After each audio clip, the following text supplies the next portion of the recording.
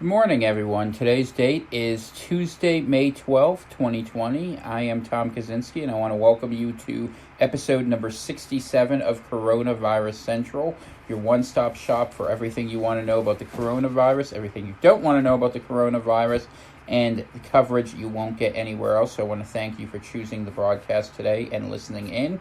All previous episodes are available at coronaviruscentral.net. And our open source Telegram network is available for you to join if you want to at t.me/coronaviruscentral. I want to thank all of those who send correspondence and support to the program. The Venmo is CVCPRV, and I always love to get your letters at P.O. Box 35, Greenville Junction, Maine, 04442. And in case you don't have it, my email address is coronaviruscentral@pm.me. I read absolutely everything, and I usually get back to people within a day or two. If it takes me a moment, I apologize. There's a lot of content that I have to get through. But thank you for tuning in today. So today's episode is going to be, it's not really a part two, but we're going to look a little bit at modeling and some of the choices that governments face with respect to just the viral aspects of this before we get into the economy mid to late week, as I like to do. And this program is really driven by the requests of several of our listeners who have asked me to talk about modeling and reopening and dates and these questions of when we can reopen, what the expectations should be, what that would mean. And let me preface this entire episode but with this one huge caveat, which is why I don't usually do this, which is that I can't answer that question. And the reason I can't answer that question isn't because I'm trying to dodge it.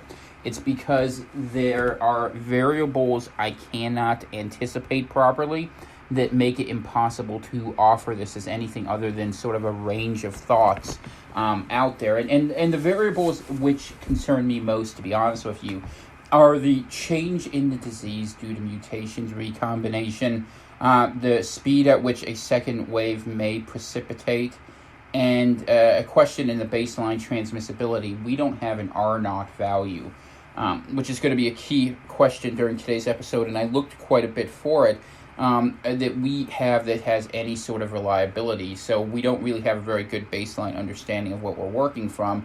Conversely, people are saying, okay, well, if we open up this much, how much damage will it do? And I think it's a fair question because, as I've said in many places, I'm not so sure the social distancing guidelines as presently constituted convey an effective degree of safety.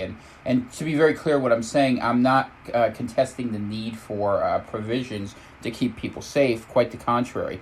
And what I'm asking is that do we have a good means of assessing the quality and cost of what the guidelines we've implemented are as opposed to other structures? Are they adequate? Are they inadequate? And I think there's at least some evidence out there to suggest that they are inadequate in the sense that we are still seeing the disease continue to advance. So we have flattened the curve, but we have not turned the curve. And if we don't turn the curve, we have to go through all the way to everyone getting this and all the various risks who are contained within.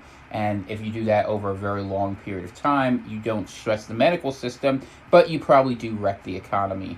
And that we see that happening. In fact, Boris Johnson gave a rather thoughtful speech on the topic that will be one of the closing pieces of this episode so that you have a chance to see what that is, because I find that the UK tends to offer more honest presentation to their people about what they're facing than America does, where everything is caught up in politics in an election year and general scientific ignorance, to be honest with you. I haven't been impressed with the policy response by the administration, and it might just be that President Trump is an ineffective communicator on these issues. I don't want to overlook that. However, if you're bad at something and you're at that level, you got to find someone else to be your mouthpiece, and that's one of the things that we'll have to talk about going forward. So today we're going to talk about modeling, we're going to talk about problems a little bit, and I'm going to let you know what the research out there suggests the effectiveness of these non-pharmaceutical interventions are, what we are looking at in terms of how they impact and shape these curves, and under the assumption that the virus is kind of what we understand it is, at this point, that it's not likely to have a massive mutation, which is a point I massively disagree with, but that's fine. And I want you to see this because this will demonstrate to you how people who are working at this from the policy perspective are apt to be moving forward. And I suspect I will interject liberally my objections to what this is, because my position, which has remained very consistent, and I realize it's not workable for everyone, is to avoid getting exposed to this in any way, shape, or form, because as we discussed yesterday, there is an ongoing and growing list of chronic symptoms that people experience for having this. There are all the questions about the dangers of a second wave of infection that we need to look at, and the question about what the immune response in the body will be.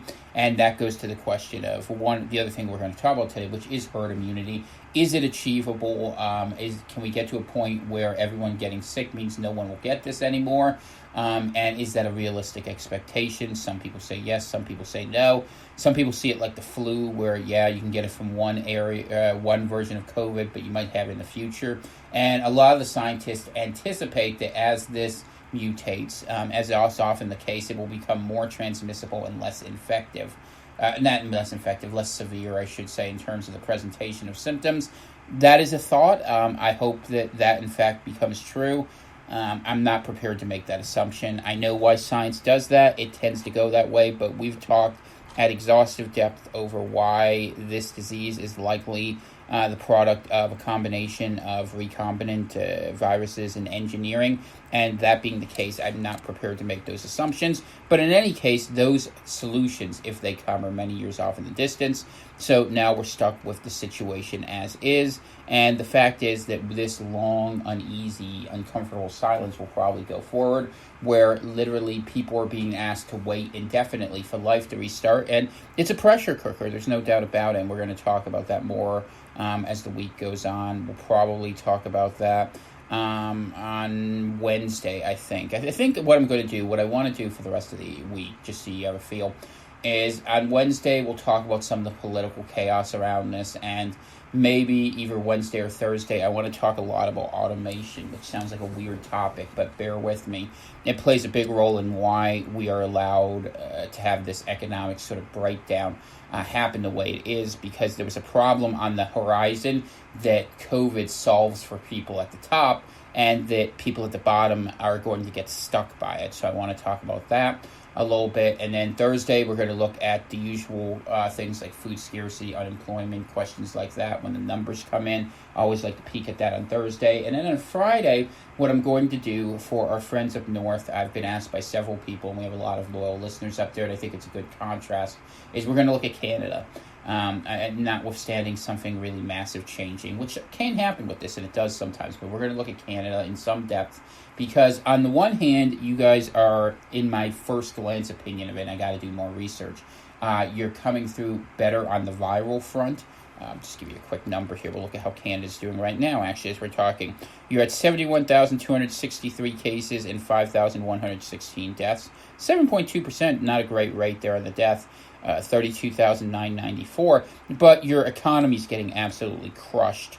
And Canadian economy, the debt-to-income ratio, have a lot of problems. So as we go into the Great Depression, it's going to be very hard in the north. And if you know the history of Canada a little bit, what has historically happened when that happens in Canada is mass migration out of the country. It'd be kind of curious to see if some of that money that flowed into Vancouver from Asia, for instance, flows back there, especially if Canada does start having problems or the U.S. becomes unstable, what that means for the Canadian housing market, the fact that a lot of young people up there have been priced out of the market.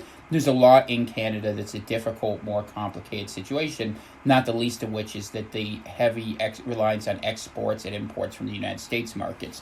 The old joke was, what was it, the old PM up there said, when America catches a cold, when America catches a cold, Canada gets really sick, and that's really true. So we'll look at that, and we'll look at how that interacts with the United States, because, we always like to help our people here in North America understand what's happening, and frankly, I think it'll be interesting. So with that all out there, let's get into it for today and see what we find. And, with this, like I said, this is me just kind of giving you a glimpse of what they're talking about with the modeling. And I am not necessarily endorsing any of these views, but you guys have asked, and it's my job to try to help interpret what's out there so that you can intelligently make assessments. So I'm glad about that. So the number I just gave you from Canada was from COVID19info.live. It was as of 6:10 a.m., but we can update this just a touch, although I'm sure the Canadian reporting agencies aren't up that early.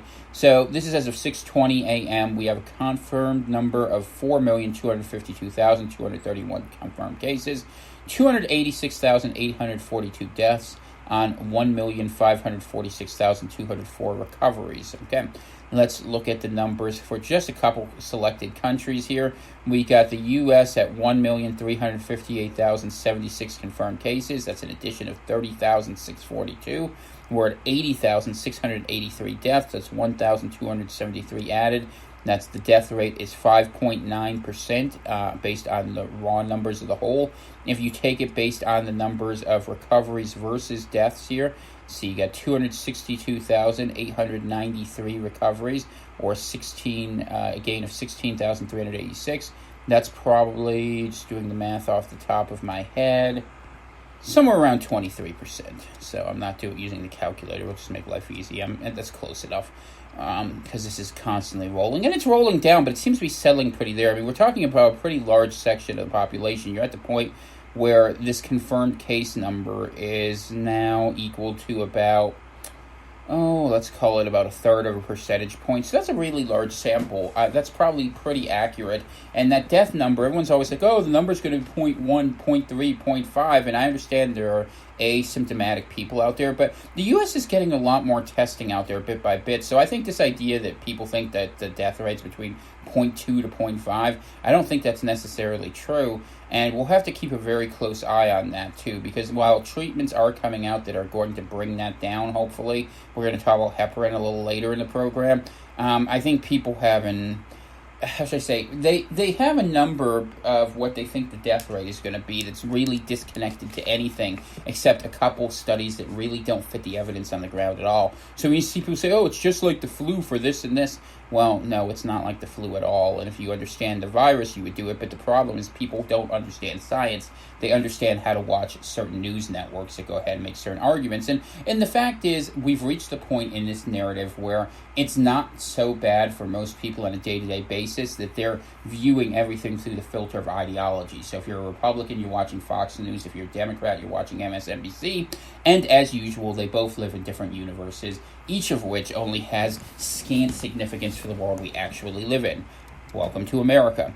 The UK, they have 224,722 cases, and that's a gain of 4,664. Remember, their population's upwards of 60 million over there. We got 32,156 deaths. That's a gain of 237. 7,857 recoveries, and that is a gain of 266. If I were to run those numbers backwards, I would tell you that the death rate is 80% on the fly, but the UK accounts their numbers kind of funny, so let's not assume all that much, because that would be terrifying. But the death rate on the fly, or the flat death rate, is 14.3%. Testing has been low over there, and until testing improves, I think that we have to assume that rate is a little bit high. However, Spain at 10%, Italy at 14%, France at 15%. The European strain and situation certainly does appear to be bad in other countries, so that is something we should keep an eye on. Beyond that, what else do I want to report on real fast? Just looking at the statistics. Russia and Brazil continue charting up really quickly. Russia now has the third largest amount of cases, and they will probably pass Spain here very shortly. But interestingly, that their death rate is only at 0.9% right now. A lot of these cases unresolved, so we'll see what happens over there. We'll have to keep an eye on that. Brazil is having a different experience. They're shooting up as well. Their death rate's about 6.9%, so we'll keep an eye on Latin America, because I see a lot of countries from there on this first page that I haven't seen before. Peru's coming up, Mexico, Ecuador. Okay. And that probably has a lot of relevance for the United States, given the flow of people. So we'll have to keep an eye on how the Americas are evolving going forward. Now, let us go into... I'm going to start this with COVID View, this is the cdc.gov website, coronavirus, cdc.gov/2019-NCOV/COVID-data/COVID view/index. Because I want to see just what the government gives us. I haven't checked for a while what they had, and this was updated as of May 8th, so this is These are key updates, and we're going to skip to that because I don't really care about that. But I want to give you just these numbers here, the summary of what they've tested, because we haven't looked in a while at the numbers of how many have been tested, and that's really important for the modeling, so we know how many people are being tested. And we know, to be very clear, that people who want to be testing are still not getting tested in many cases because there are still shortages of tests out there. But this is what we have for numbers for U.S. virological surveillance, okay? So let me just read the paragraph so we are on the same page about what they're talking about. The number of specimens tested for SARS-CoV-2 and reported to CDC by public health laboratories and a subset of clinical and commercial laboratories in the United States are summarized below. At this point in the outbreak, all laboratories are performing primary diagnostic functions. Therefore, the percentage of specimens testing positive across laboratory types can be used to monitor trends in COVID activity. As the outbreak progresses, it's possible that different types of laboratory will take on different roles and the data interpretation may need to change. The lower percentage of specimens testing positive in clinical laboratories compared to public health and commercial laboratories may be influenced by COVID activity in areas with reporting laboratories and larger proportions of specimens obtained from children tested in these laboratories. So they're trying to explain why the different types of laboratories have different numbers. Okay, and that's fine. I'm just looking for the broad spectrum of this. But this is a good chance for you to look at what's actually being publicly reported, and you would presume that this evidence is what they're basing their models on. Other countries do this. I know Public Health England does it, the NHS, the Canadian Service does similar things, okay? So we have the number of specimens tested, and then they're going to give us a number for the last week, which ended as of May 2nd, so this is trailing a little bit, and the cumulative since March 1st, 2020. So as of May 2nd, they had tested in that week 839,135 people, so that's your actual testing capacity that's being claimed, and the cumulative amount of tests that had been done were 4,882,263. Just to put that in context for you, that we are looking at that's about 1.5% of the American population. So still a lot of people we really have no clue about, and we are very, very much at the beginning of this thing. You know, we're looking at, they've tested, like I said, 1 in 75 people at most. Okay, so the public health laboratories tested 131,000 last week. The clinical laboratories, 73,000. And the commercial laboratories, 635,021. So I guess we would want to know how accurate those different tests are. There's a problem, and it's a problem actually that I think is bigger than they even understand yet. The swab testing will give you an idea if you have a novel infection, but for people who've had it before, we've seen those studies coming out of Asia that you sometimes need to get assessments from other parts of the body. So the number may very well be higher than what's being reported here. I think that's a possibility, although there's always the false positives that are out there that the RCR or the PCR assay will catch, because what it'll do is it'll get bits of the viral code that are in it, but it's actually denatured to the point where it's not active. So I guess there's, in both directions, there's problems with data. It's fuzzy. All right, so now cumulatively since March 1st, they've done 676,488 through the public health laboratories. The clinical labs have done 396,855, or 585, my apologies. Commercial has done 3.8 million, has been the cumulative amount. So here's the number of positive specimens.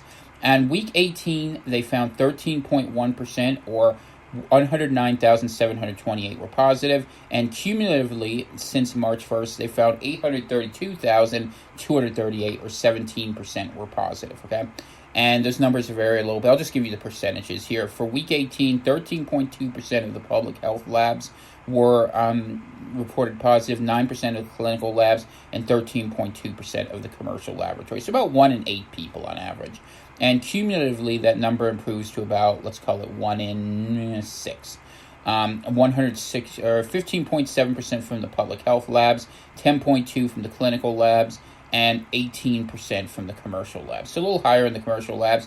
Those might be a little fuzzier because of how they'd be used. So they have a bunch of data tables here where you have a chance to see where the numbers are and the percentage of positives. It looks like the peak of where the highest number of people found positive happened about 3 weeks ago, where we were hitting a positivity rate of let's call it 25% in the most damaged brackets. They don't have an overall. Oh, yeah, they do.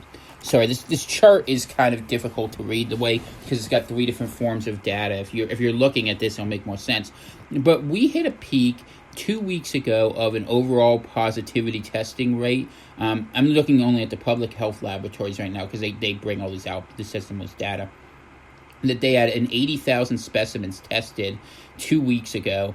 The positivity rate came up about 20%. Since then, as of the week of the 18th, and we'll see if this holds, that number's dropped to closer to 15%. So it has been dropping the positivity rate, which would make sense given the measures that were going down and that were being applied there.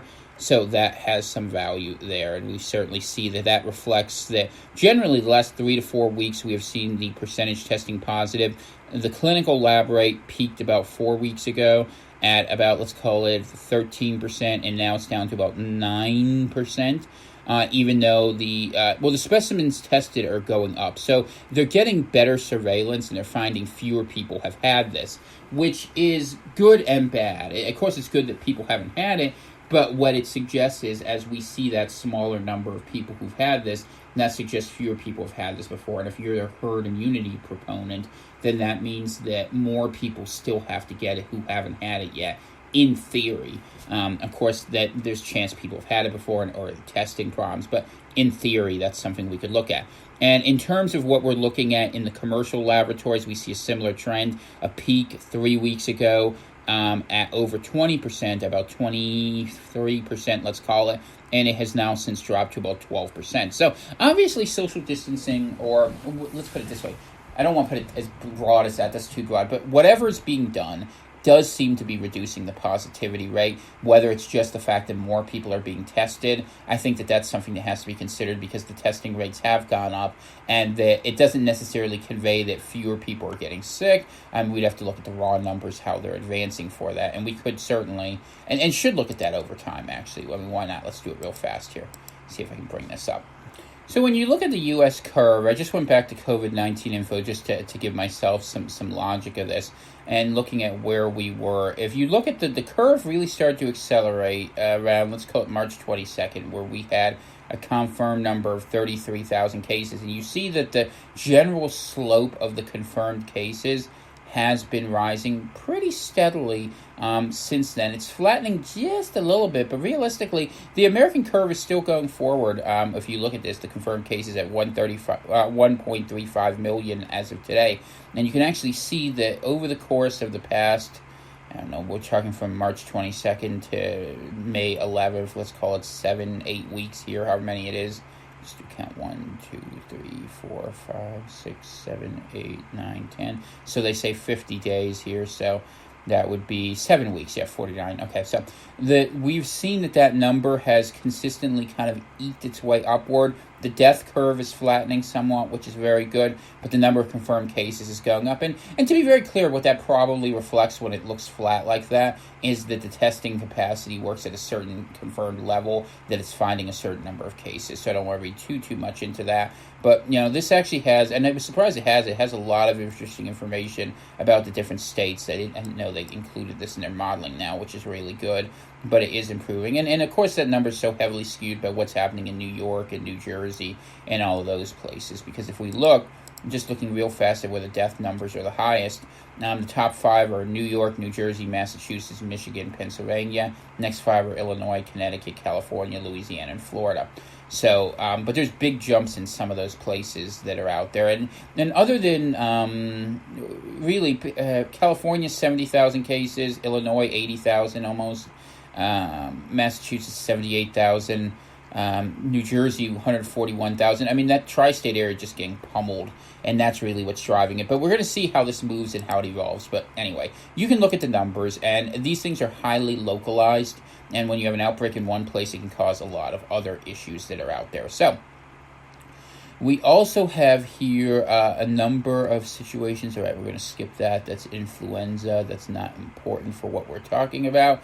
laboratory confirmed COVID-19 associated hospitalizations. These are the rates per 100,000 people that are happening right now, which gives you a feel for how many people are currently in trouble, which is a small number, thankfully. And they break it up by age groups. So if you're over 65, the odds that they're there are 160,000 in 100 of every 100,000.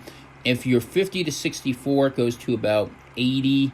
If you're 18 to 4, or the overall line is about 45, I'd say. No, actually 50. Let's call it. So it's 50 in 100. Or if you want to put it differently, 1 in every 2,000 people. That's actually the number of people who are being hospitalized, which doesn't sound like a big number, but if you actually apply it across the whole population, it's a huge number when you consider that only 1% of the population has been infected. Because if you were to take that number, okay, and let's just say you took that 1 in 2,000 and you assume that we're only dealing with something, or let's make it a little bit higher, let's say 2% of the population has been impacted by this so far, which is actually higher by a factor of 6 than what we've seen. If you would actually go ahead and divide that by 50, what it would suggest is that 1 in 40 people would actually end up having to be in the hospital if you let this run to herd immunity. And that's why they've been so careful while opening up, that while it doesn't look that bad, the people who are actually looking seriously at this understand that we really have had very few people have this so far. And even if you're someone who thinks, hey, there were a lot of symptomatic carriers, let's say you run that number up to about, we're at 1.3 million.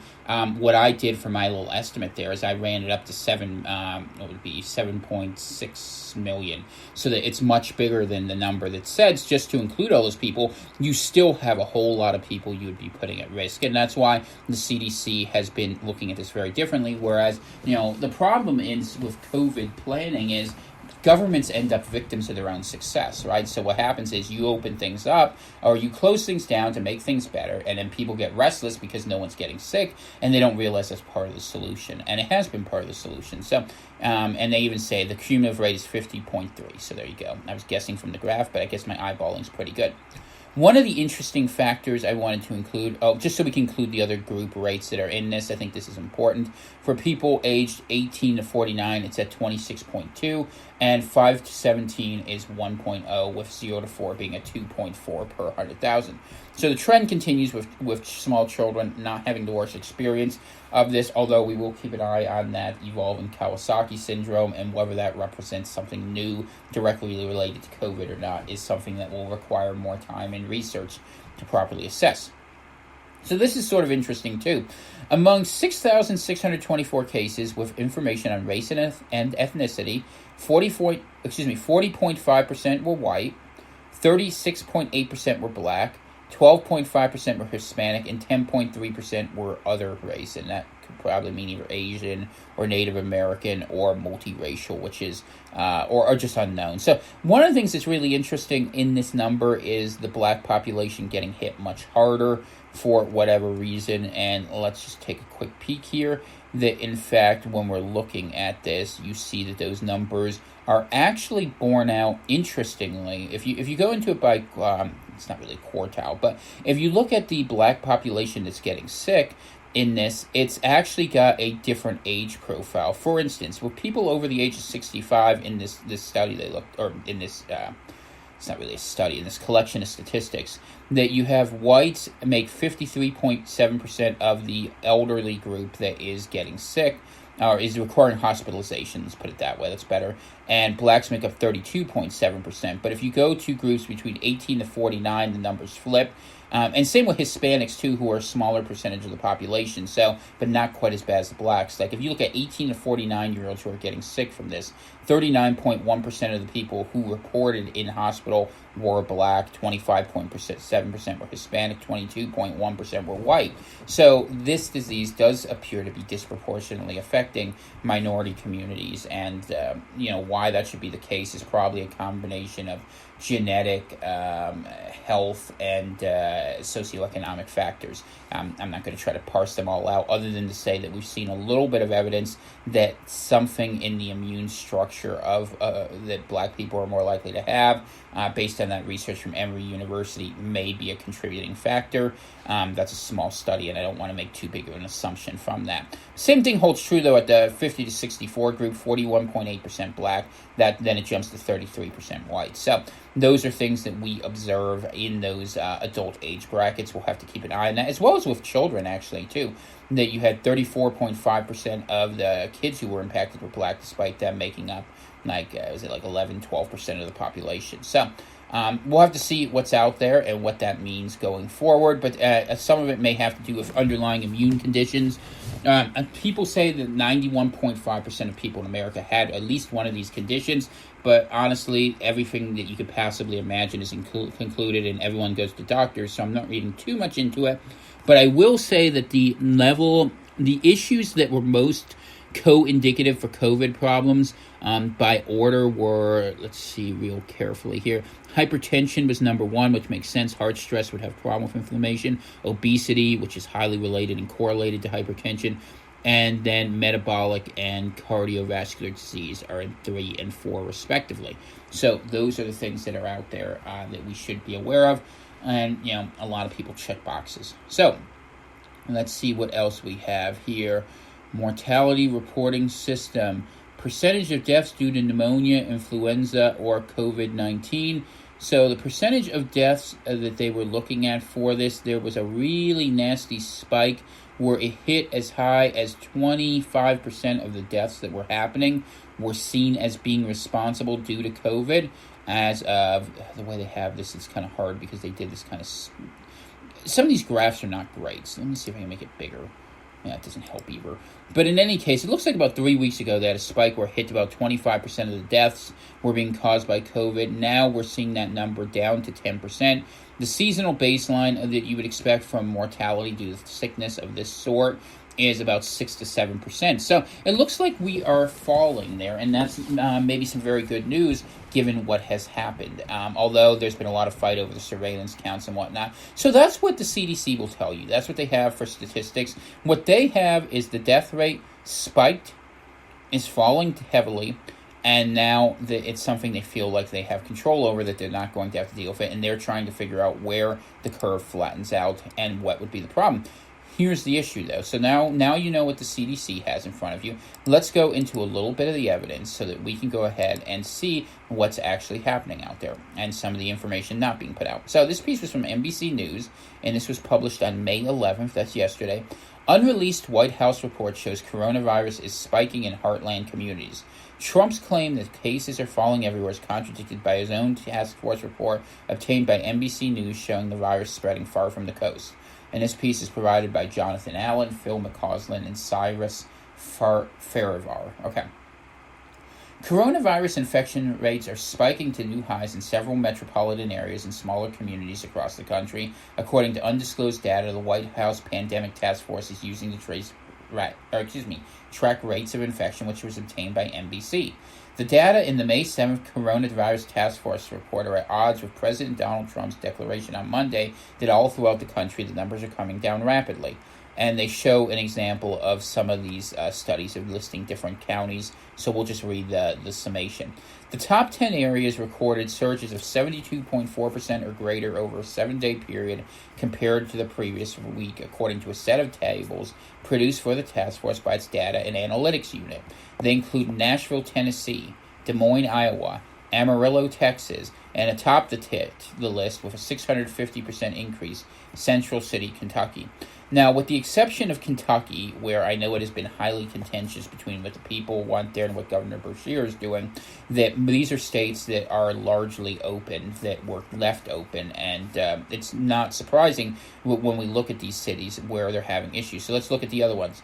On a separate list of locations to watch, which didn't meet the precise criteria for the first set, we see Charlotte, North Carolina, Kansas City, Missouri, Omaha and Lincoln, Nebraska, Minneapolis, Montgomery, Alabama, Columbus, Ohio, and Phoenix. So there's a little bit of a difference. They're interesting choices. I know North Carolina has some restrictions in place, as does Minnesota. Nonetheless, it's happening in Minneapolis, and I would be curious to see if it's happening amongst the Somali community overwhelmingly, because I know there have been issues worldwide about, how should I put this, the enforcement of these regulations to social distancing has often not been enforced with the same tenacity in immigrant community or migrant communities for a lot of reasons that we could talk about some other time. But largely these, and Columbus, of course, is going to be a place where they've had more of a lockdown, but Alabama, Montgomery, Alabama, Phoenix, Arizona, Omaha and Lincoln, Nebraska, Kansas City, Missouri, Charlotte, North Carolina.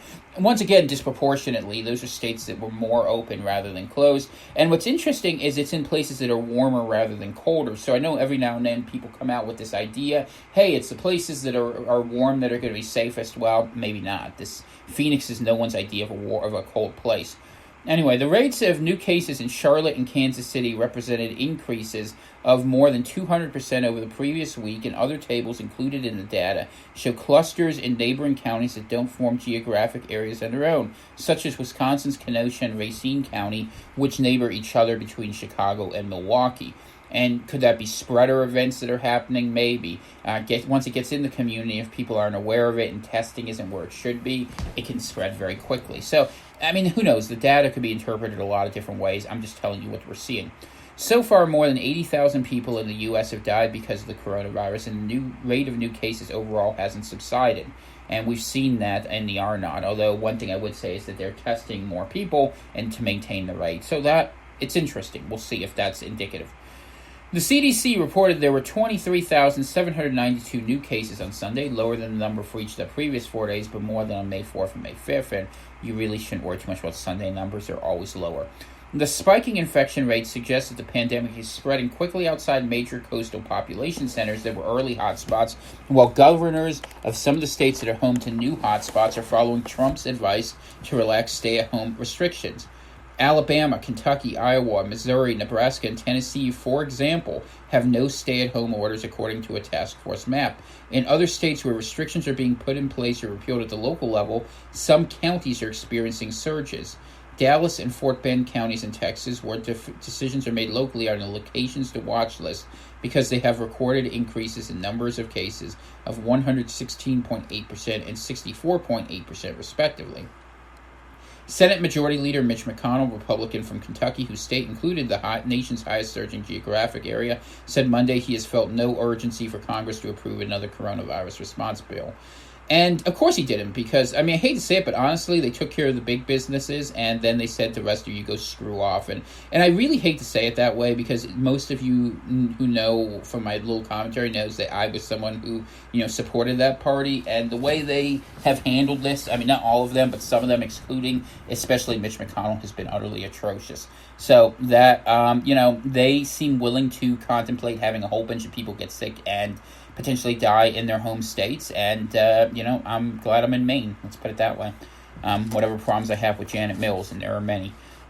Okay, so that is a glimpse into what the numbers look like, and I want to share that with you for one very specific reason, that something that you should know, and I think is highly important here, is that when you look at the cases that are really places that are really getting hit, overwhelmingly, when you look at those places where those counties' lines just look really bad in terms of where they're going, I mean, I'm just looking at these places. The counties, the top 10 counties are in Tennessee, Kansas, Missouri, Kentucky, Nebraska. You can't read that one. That one's in Wisconsin, Iowa, Georgia, Wisconsin. You start looking at some of these things, it's not hard to predict where the problems are with the increasing cases. They're in the places that opened up, and it looks like there's a really big risk that it comes from opening up. Now, I'm going to go into a little bit of the specifics here. This piece doesn't really fit right into today's narrative, but it's too important to not include, and I think it's at the heart of where people are getting sick and why. So this piece was published in the New York Times, and it was updated as of the 11th, so just yesterday. 1/3 of all U.S. coronavirus deaths are nursing home residents or workers.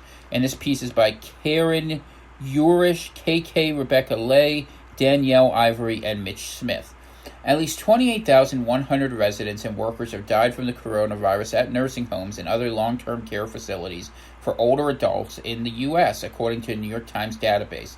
The virus has so far infected more than 153,000 at some 7,700 facilities. Nursing home populations are at high risk from being infected and dying from the coronavirus, according to the CDC.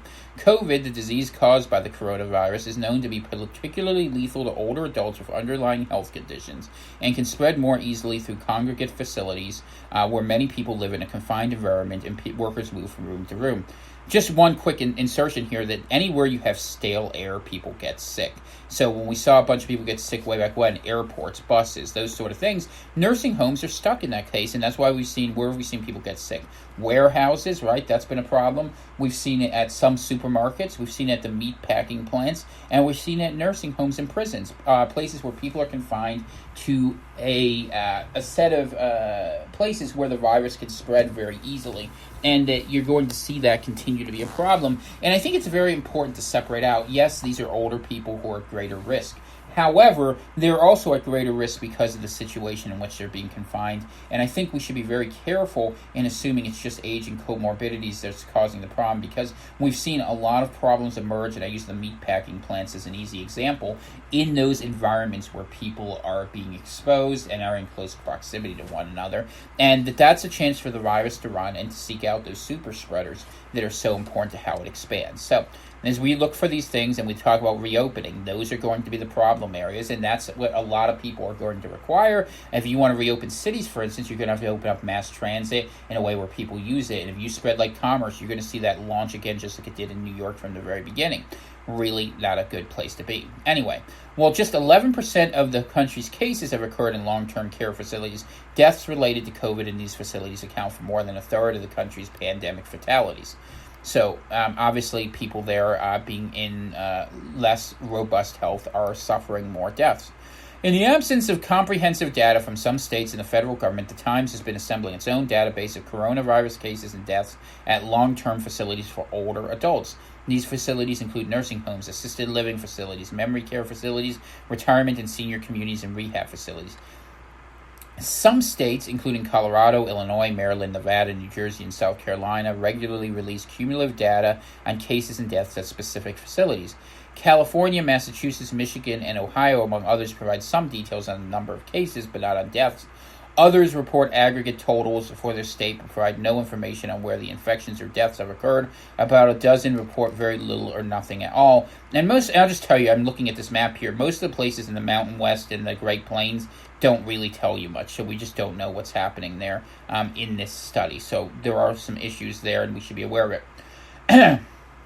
Let's see, the share of deaths is tied to long-term care facilities for older adults and is even more stark at the state level. In 14 states, the number of residents and workers who have died accounts for more than half of all deaths from the virus. And as we go forward in this, I mean, people have made the suggestion, and it's not an unreasonable one, that you're going to have to quarantine these communities if you reopen because they're going to have problems. But the problem is, and this is where you're going to fail, is you not only have to quarantine the communities, you have to quarantine the people who work there. And asking people not to go home to their families and do things is going to be the problem with this. And unless you're willing to do that, you're going to continue to have this problem with this death rate there and the sickness, because you're bringing constant contamination into a closed environment. It's a big problem. I don't know what they're going to do about it, but if you start thinking about this from a modeling perspective, that's going to be the problem with any of these environments that is a closed facility, that you need it to be a truly closed facility to be safe. And I'd say the same is true for prisons. One prison guard gets sick and a whole inmate population goes up. Really a big problem there.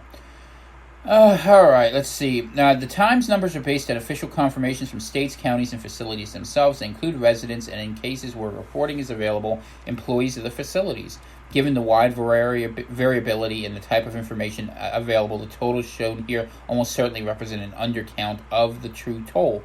So this is interesting. So the percentage of state deaths, let's just use this number here because they're looking at it for certain states. Then we have 20% of the deaths in New York, 52% in New Jersey, 59% in Massachusetts, 66% in Pennsylvania, 55% in Connecticut, 46% in Illinois, 36% in California, 48% in Maryland, 35% in Louisiana, 42% in Florida, 49% in Georgia. So a lot of the state deaths are coming forward through this, through these numbers here, and It's an interesting question what first wave coronavirus is supposed to be. I've had a theory for a while that I think coronavirus was not necessarily meant to go out there and intentionally, the idea was, I don't think that it was supposed to be super fatal. It's just that some people are so sick that it's getting them taken out. And that would fit with the gain of function idea. That would also fit with the artificial idea or a natural idea that the virus is looking for a host. And whether you think this is a natural virus that's going to decay into something less harmful, or if you believe, like I do, slightly paranoid, that this is something where the first wave is supposed to get you sick so that the second wave will really get you when the ADE goes through it. It doesn't raise suspicion too much. In any case, these elderly folks, overwhelmingly, not just elderly folks, people who work there as well, because they're included in this data, are sort of a canary in the coal mine of what this can do if it goes ahead and if it presents its worst face. And this, to you, should reflect what a bad second wave could look like. I know that's a terrifying thought, but it is a recombinant virus. All it needs to do is pick up a little piece of code. Let's say it picks up a little piece of the old SARS code over there in Asia for some reason, starts running with that, and we have problems. It could be really bad. Conversely, it could be very mild, and let's hope that, in fact, that's the case so that people are safe. All right, so they have all these different numbers, and it's pretty consistent across states that the number seems to balance out for most states in a 40 to 50% range. There are certain states that were very lightly hit that don't have that problem. Anyway, based on the Times analysis, some 850 of the country's 3,100 counties have at least one coronavirus case related to a long-term care facility for older adults. Hover over each county, and they have a map in here. You can see literally every county, so we'll see if there's anything here. You will be glad to know there's nothing in Piscataquis County, Maine, which is nice. It's a big, empty state, which I love. Okay, so that's good. But what we see is in the map, there's a lot of blotches of red, heavy blotches of red from Boston down to about D.C., through Philadelphia, Connecticut, all that. Heavy blotches in Southern California, the Seattle area, a lot of areas around Denver, the big cities of Texas, a lot of problems in if you drew a line between Atlanta and Raleigh, there's a lot in there, a lot between Cleveland to Michigan, that corridor through Toledo, ton in southern Florida, as well as the rest of Florida, not surprising there at all. And quite a few in Minnesota and North Dakota. That's sort of interesting. I wonder what the spread is there in terms of the cases, because it's actually pretty high in Cass County, North Dakota. I believe that's Fargo, if I'm not mistaken, what's over there. So, all right, and they have a list of the deaths at the facilities. We're going to skip that. I don't want to read all that. But so you have a lot of people getting sick there, and people will say, and it's a reasonable thing to look at because we got to talk about it, is that the people who are getting sick and dying from this are people who are at nursing homes and they're working in those facilities, and that's true. I mean, that's absolutely true that those are the people who are getting hit hardest. That's where the biggest part of the death rate is. We don't know, we're skipping over the chronic conditions. We're skipping over the risks of second wave. We're skipping over the loss of mortality that you could potentially have, this life expectancy rate. But yeah, you could make the argument if you wanted that, that the people who are dying are oldest. And some politicians will want to do that. And President Trump basically seems to be dodging around that. There's a weird little thing about old people that you ought to know, and this is going to mitigate this heavily, is the biggest voting bloc in America is people over the age of 65, not in terms of the raw numbers, but in the terms of the number of people who go out to vote. And if you look, just so you know, the 10 states that have the largest populations, percentage of population, let's say it's over the age of 65, are in order: Maine, Florida, West Virginia, Vermont, Delaware, Montana, Hawaii, Pennsylvania, New Hampshire, and South Carolina. And if you want to include everyone over 17%, which is a very large amount, listen to some of the states that are in this list and consider what they have in common. Wisconsin, Ohio, Iowa, Michigan, Arizona, New Hampshire, Pennsylvania, and Florida. What are those states? Those are the states you need to win a presidential election. So if President Trump goes out there and says, we're going to let this flow, and all the old people are dying in nursing homes and have their friends dying, then you have President Joe Biden come into office, assuming America makes it there and nothing else goes crazy, because people don't like thinking they're expendable, and the people who tend to write big checks and who go vote are the elderly people. So If you open up, you run the risk of pissing them off at the expense of getting young people happy, who, by the way, generally tend to vote left of center. And I know that's a very cynical analysis, but I guarantee you that, what's his name, Brad Parscale, the campaign director, is looking at the same data that I'm sharing with you and making the conclusion that he can't be seen as being, say, let the old folks die so the economy can move on, whereas the governor of Texas, in a state where you don't have nearly as many old people, where Texas, in fact, is the 48th oldest, or I should say the third youngest state in America on aggregate in terms of old people, is willing to let this flow. It's kind of interesting when you look at the states at the bottom of this list, right? Utah, Alaska, Texas, Georgia's on there, which is an exception. You got North Dakota, a lot of states that are those states that tend to lean rightward, and they're more willing to contemplate certain things. But we'll see what it means, and we'll see what it means in a second wave, because the thing about the ADE the elements, if they evolve, and we don't know if they will, but we saw it with SARS and the vaccines, and we've seen it with other viruses, is that you have a situation where if it happens, if you want to use the example, what the study on dengue fever said, is that the reinfection was 15 to 80 times more deadly. We also know that based upon the research of what's happening with the receptors, what is actually happening in terms of these modifications like D614G on the spike protein is that the viral connector is becoming more efficient at spreading virus. So you have greater transmissibility, and as you have greater transmissibility, you would expect to have worse outcomes in terms of what would happen because of the amount of viral load is increased because of its increase in transmission. And, if you read studies, and I went to look to see what they say about mutations, and they were saying, well, mutations aren't going to make the virus worse. It's going to make things that are uncommon and they don't do much. But I was reading the logic behind it, and it was lazy by journalists who basically are reporting what scientists say to them instead of doing what we do at Coronavirus Central and researching what was actually happening in this mutation. And what we found when we did the research on the structural proteins that are making up the D614 change is that it was an opening that allowed for this to act much more aggressively. The loop opened up, it connected more fitfully, and basically it was like making a better connection. It's instead of using a garden hose, you're using a fire hose to go ahead and spread virus, but they don't understand that because they don't research science. They just say what the doctors go, and they get paid to wear nice looking clothing. Unlike that, we are doing much more detailed research, and because of that, we would expect that, in fact, D614 is conveying greater transmissivity. And this isn't hard. You can look at how much worse it was in Europe than in other places, the Italian strain that came from Iran and ultimately from China, that you can kind of see and trace this back, and people have done that. But people aren't connecting the dots. They're just listening to scientists or doctors go out there and say what they think they know, whereas they're not really looking at the details and questioning their own assumptions. So what do I expect going forward? I expect that we're going to have greater transmissibility, and that's borne out by the fact that even though we have this massive social distancing regime now in place, that ultimately it appears, based on the numbers that are going, while the curve has been flattened, the R0 rate remains above 1 in the United States. How do we know that? Because we're still getting new cases at a pretty reliable tick.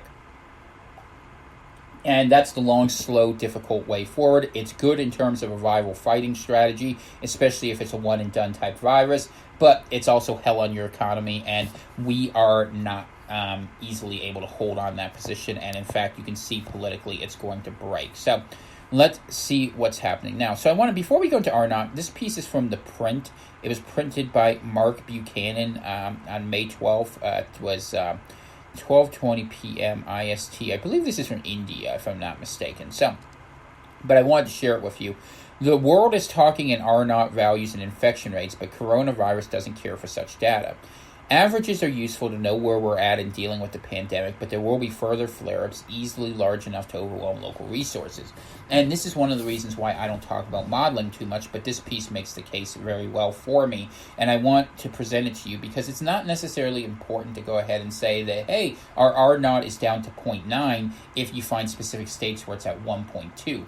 This is going to come in flares and blasts, and if you look at it that way, it makes more sense than trying to look at just the top line rates, and it's why I don't spend my time doing modeling. So let's take a look at what they say.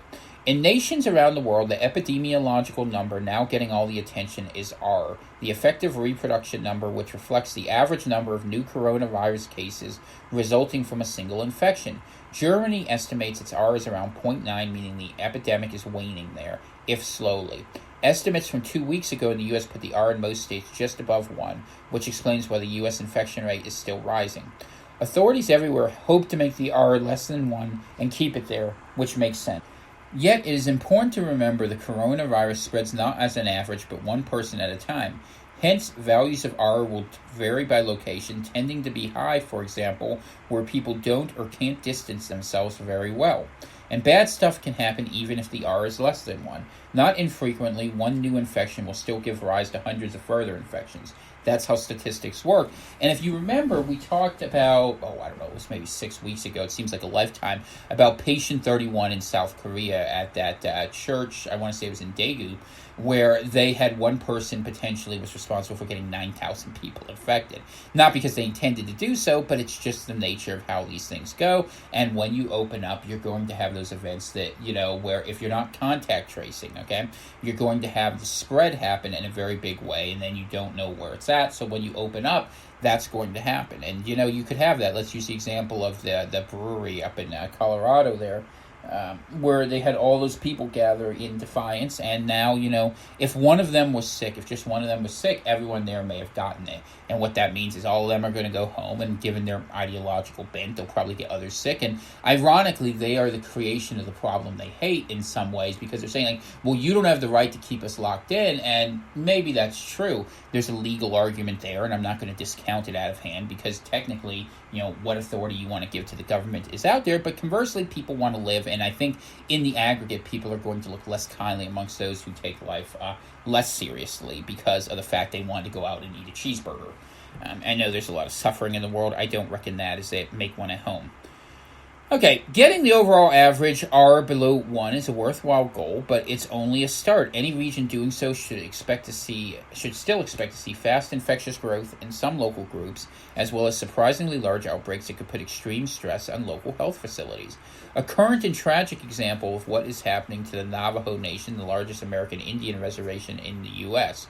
As of last week, the Navajo Nation had reported nearly 3,000 cases and 98 confirmed deaths from the virus, and a higher coronavirus death rate than almost every state in the country. It'd be really interesting to take a look at why that happened up there, and if there's something genetic in that is relevant there. I would be curious. I hope that there's some studies, and of course, tragic for the reservation. I grew up in Arizona, so I knew some Navajo. Fully 55% of all New Mexico's confirmed cases are among American Indians, 5 times their fraction in the population. The value of R is clearly higher in the Navajo community than elsewhere. Local fluctuations like this should not be surprising, as computer scientist Christopher Moore of the Santa Fe Institute emphasized in an illuminating recent essay. He also made another important point, which is that large outbreaks can still occur with an R of less than 1. If we suppose that the R equals 0.8, it's easy to calculate that one new infection should lead on average to a total of 5 further infections. Again, that's on average. The actual numbers from each new infection will fluctuate due to chance. Those fluctuations can be large. Moore ran some simple computer simulations of 100 random outbreaks. Most were small, with the average size being 5, but about 1% had 50% as more. As the R goes up and gets closer to 1, the chance for large outbreaks grow. With an R of 0.9, the average outbreak size is 10, with 1% infecting 140 or more people. 1% may seem unimportant, but this means that of 100 small towns experiencing one new infection, it's quite likely that one of them will see an outbreak of more than 100 further infections. If that town's hospital can handle only 10 cases, it becomes a local crisis. And keep that in mind, I think we got like 3,000 some counties in the United States of America. So if you have an R of 0.9, let's say, okay, and that you have 1% have a real problem, then that means at any given time, you could have potentially 30 counties having a huge issue that will go ahead and spread to other ones. And if you're not tracing them, then what happens is it just starts bouncing itself up again. Another problem Moore's simulation suggests is super spreading events which potentially expose more people. Think of gatherings at concerts, restaurants, or people working together in places such as mail sorting centers or pork processing plants. Including this possibility, even though the average outbreak size is still 5, outbreaks of over 600 become quite plausible. This brings home the risks inherent in trying to get back to normal as quickly as possible. Moore's point is statistical. Averages are useful, but they're also crude and leave a lot out. The average R in any state or nation offers a misleading view of risks, as an epidemic may still be thriving in some spots or among some groups even with an R below 1. Surprisingly large outbreaks remain possible just due to chance. Seeing an R of less than 1 is no reason to relax or expect an easy road ahead. There will be further flare-ups easily large enough to overwhelm local resources. There's no easy fix, but there is a fix: remaining patient, washing hands, and wearing masks, and most of all, pushing for vastly ramped-up testing and contact tracing so we can identify and respond to local outbreaks where and when they emerge. And so here's the trade-off, and people aren't going to like this either. If you want to go ahead, because of this problem, which is just a matter of statistics and sound, that you want to have things open up more, you're going to have to agree to a lot more contact tracing. And the very people who want to open up most are going to be even madder about that than everything else, because they're going to be locked down. They're going to say, you're going to trace us. You're not going to tell me what to do. You have no right to do that. And technically, they have a point that there is all sorts of governmental overreach caught up in that there is an inherent violation of the Fourth Amendment that I think is implicit in that, and that fundamentally, that if this authority goes forward, the idea that it will be misused will absolutely become an issue because of the interpretive nature of many of the regulations out there. So when you start seeing people carted off to jail, like we saw early on in Colorado, where there was a guy who was arrested because he was out playing ball with his daughter in a field, and a police officer didn't care for it, you're going to see that anger and violence grow forward. And it's one of the reasons why I think this quarantine will ultimately fail, because the nature of how we're asking people to enforce it is sort of difficult to go ahead and figure out what we need to do. But it's going to be very contentious, it's going to be very acrimonious, and there's going to be highly divergent views about what we should do. With a lot of people, the longer this goes on and the more they become stressed, just saying, the hell with it, it ain't so bad, I'm going to go out there. And it's one of the reasons why I think we're never really going to get the R naught down, and why I think they try to have as many half measures as they have, even though, I think masks are good, but cloth masks have their limitations of what they can accomplish. And here in the United States, remember, we're still sitting at an R naught above 1. This thing is growing, it's just growing slower than it did before. So people ask me, what do you need to do to get the R naught beneath 1? And that's a fair question.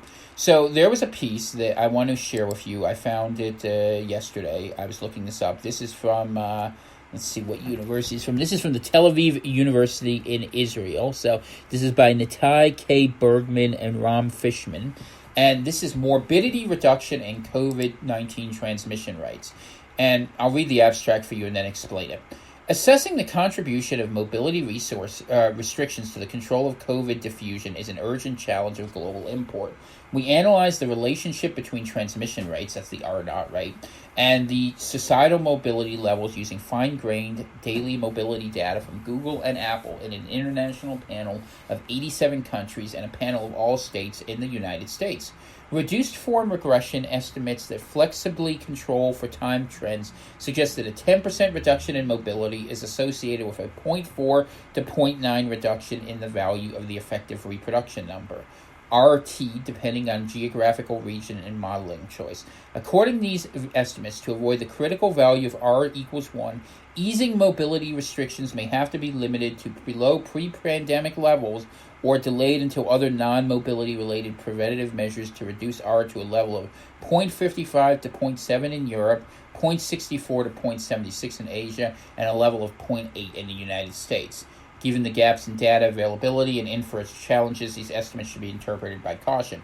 So what they're saying, and I'm not going to read every little bit of the math in it, it's complicated, but for those of you who love modeling and calculus, go at it, have fun. What they're saying is, in these areas, that basically, and it makes sense that it would be lower in Asia and Europe than the United States because people are closer together. That's probably a function of density and culture.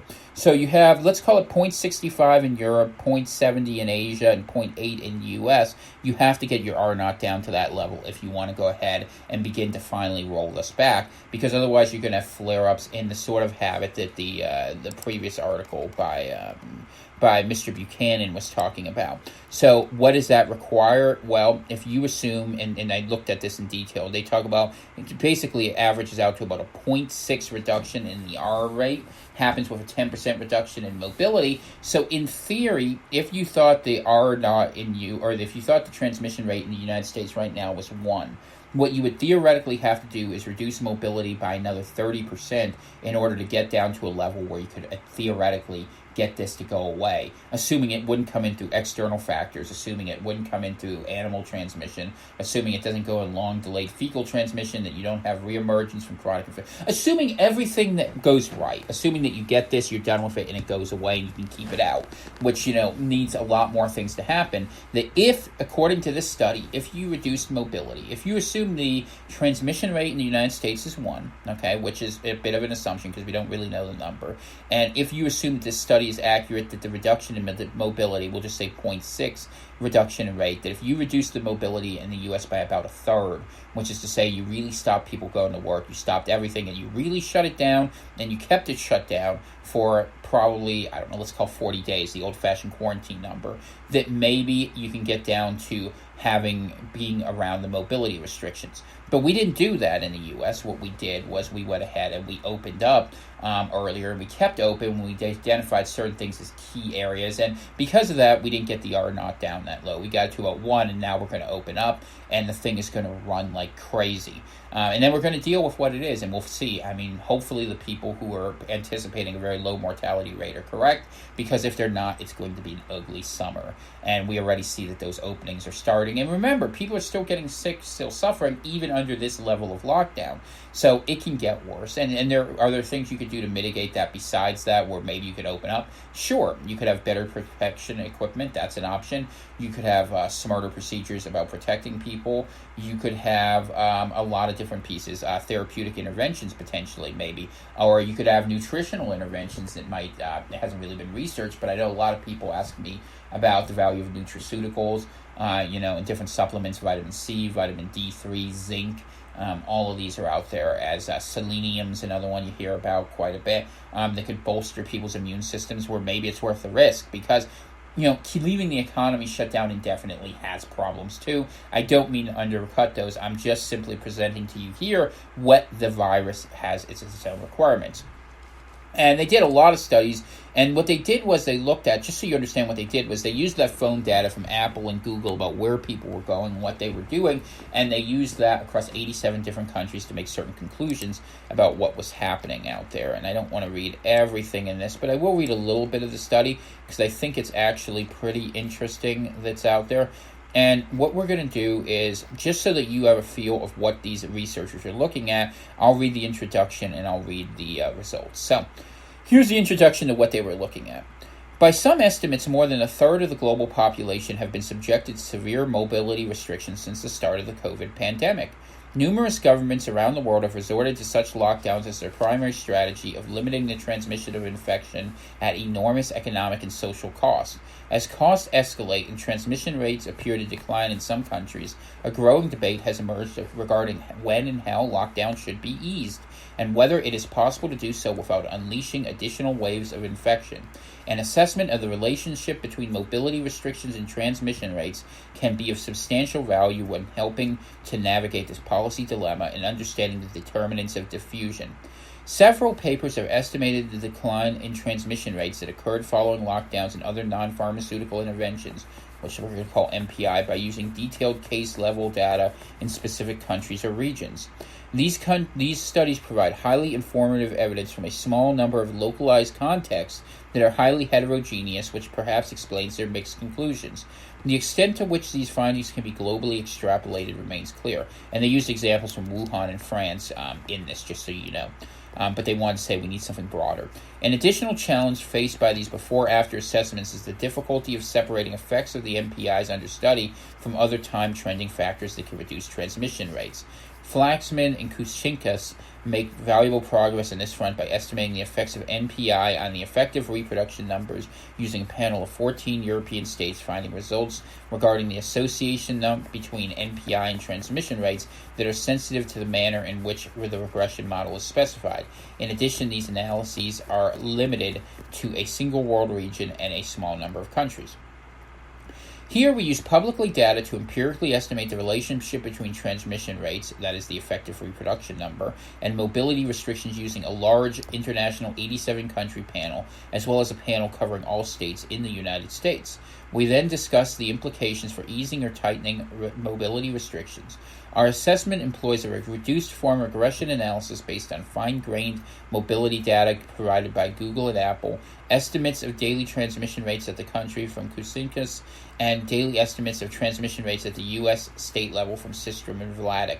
So these are what they're saying, just so you understand this. What they did was they found different ways of indirectly figuring out how much people are moving around, and they said, all right, if you make people move around this much less, you have this much better of a result. So it's not getting into the details of the activity, of the risks incurred there.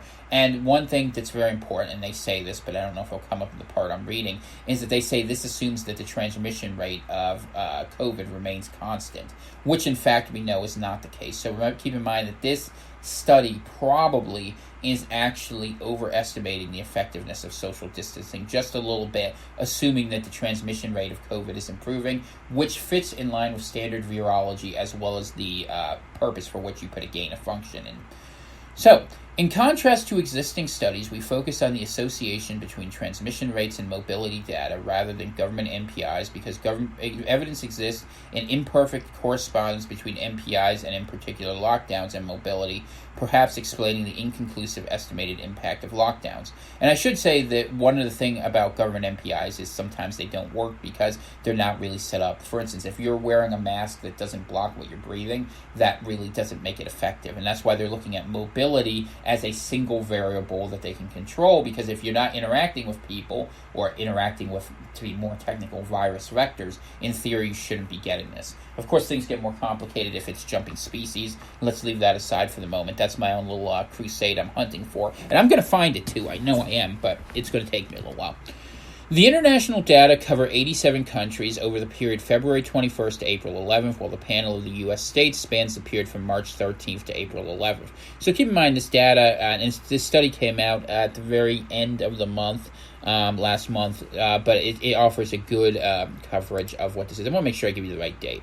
I lied. It came out May 6th, so it came out even more recently. So this is pretty new, but the data is a month old, and of course things have changed, and keep in mind this is why I'm mentioning that transmissibility number. Okay, so visual inspection of the country-level data suggests mixed patterns. In Spain, for example, reductions in transmission rates seem to coincide with steep reductions in mobility, although transmission continues to decline even after mobility stabilizes at a low level. In South Korea, in contrast, transmission rates have declined to a much greater extent and only initially coincide with relatively modest reductions in mobility, implying a weaker relationship between the two. Now, just using those two examples, South Korea contact traced like crazy during this time interval, and Spain did not. And that's probably the logical thing to figure out why this is. You can shut down mobility less if you're getting more of the people who are sick out of the equation. As discussed in detail below, there are significant challenges in empirically estimating the transmission-mobility relation, including omitted variable biases, limited data quality, and endogenous policy and individual-level responses to infection rates, which affects societal mobility levels. Given the absence of data on other forms of preventative behavior, we attempt to alleviate some of these concerns by including a host of temporal and country-level fixed effects in the regressions to absorb some of these unobserved factors, but emphasize that a great deal of caution must be exercised in interpreting our estimates as causal. We also emphasize there's no straightforward way to infer policy prescriptions from the correlations we estimate, as policy-induced changes in mobility may impact other variables, which may influence transmission rates.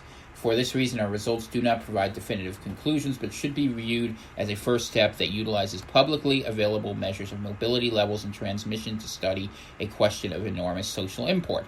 I think that's a very sound conclusion that they make in the introduction here, and that's why I don't make models either, because we could spend all day fighting over variables. Everyone, and this is one of the things, everyone likes the fixity of a hard number. We like to have a target we shoot for, and what I'm telling you is we are now in the ether, it's like the old Star Trek movie. We're in the Mutari Nebula, right? And we're floating around, we can't see above us, we can't see around us. We are in a mess, and we don't know all the variables. We don't know where up is, down is, we don't know where the changes are going to happen.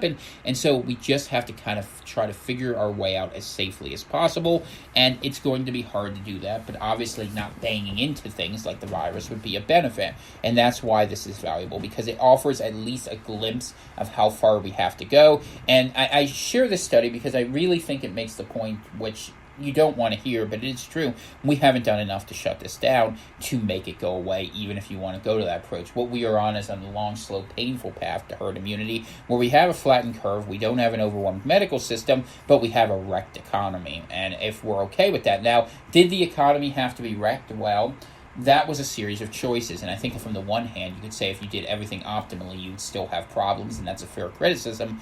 However, as you all know from my many comments on how money has been distributed, the fact that some people got trillions and billions, while others can't even get their unemployment checks, really is a commentary about the inequity of what America did. And from the viral perspective, a mad person is going to go out there and do something. So whether it's angry right-wingers going out and eating a cheeseburger because no one's going to tell them what they can eat and do, or if it's angry left-wingers who maybe have a rent strike because they're mad that they can't get any help and they know they've been put in the lurch, all of these things serve to offer opportunities for the virus to come out and run in populations where it exacerbates the problem. And that's one of the things you really discover as you look at this. In my own personal mental modeling, I don't have numbers, but intuitively, I understand that there's a relationship between poor policy on handling the virus leads to poor economic outcomes, and that poor economic outcomes exacerbate the spread of the virus because it leads to social instability. And we're seeing this whole pattern play out, and we'll go into some more detail on that tomorrow.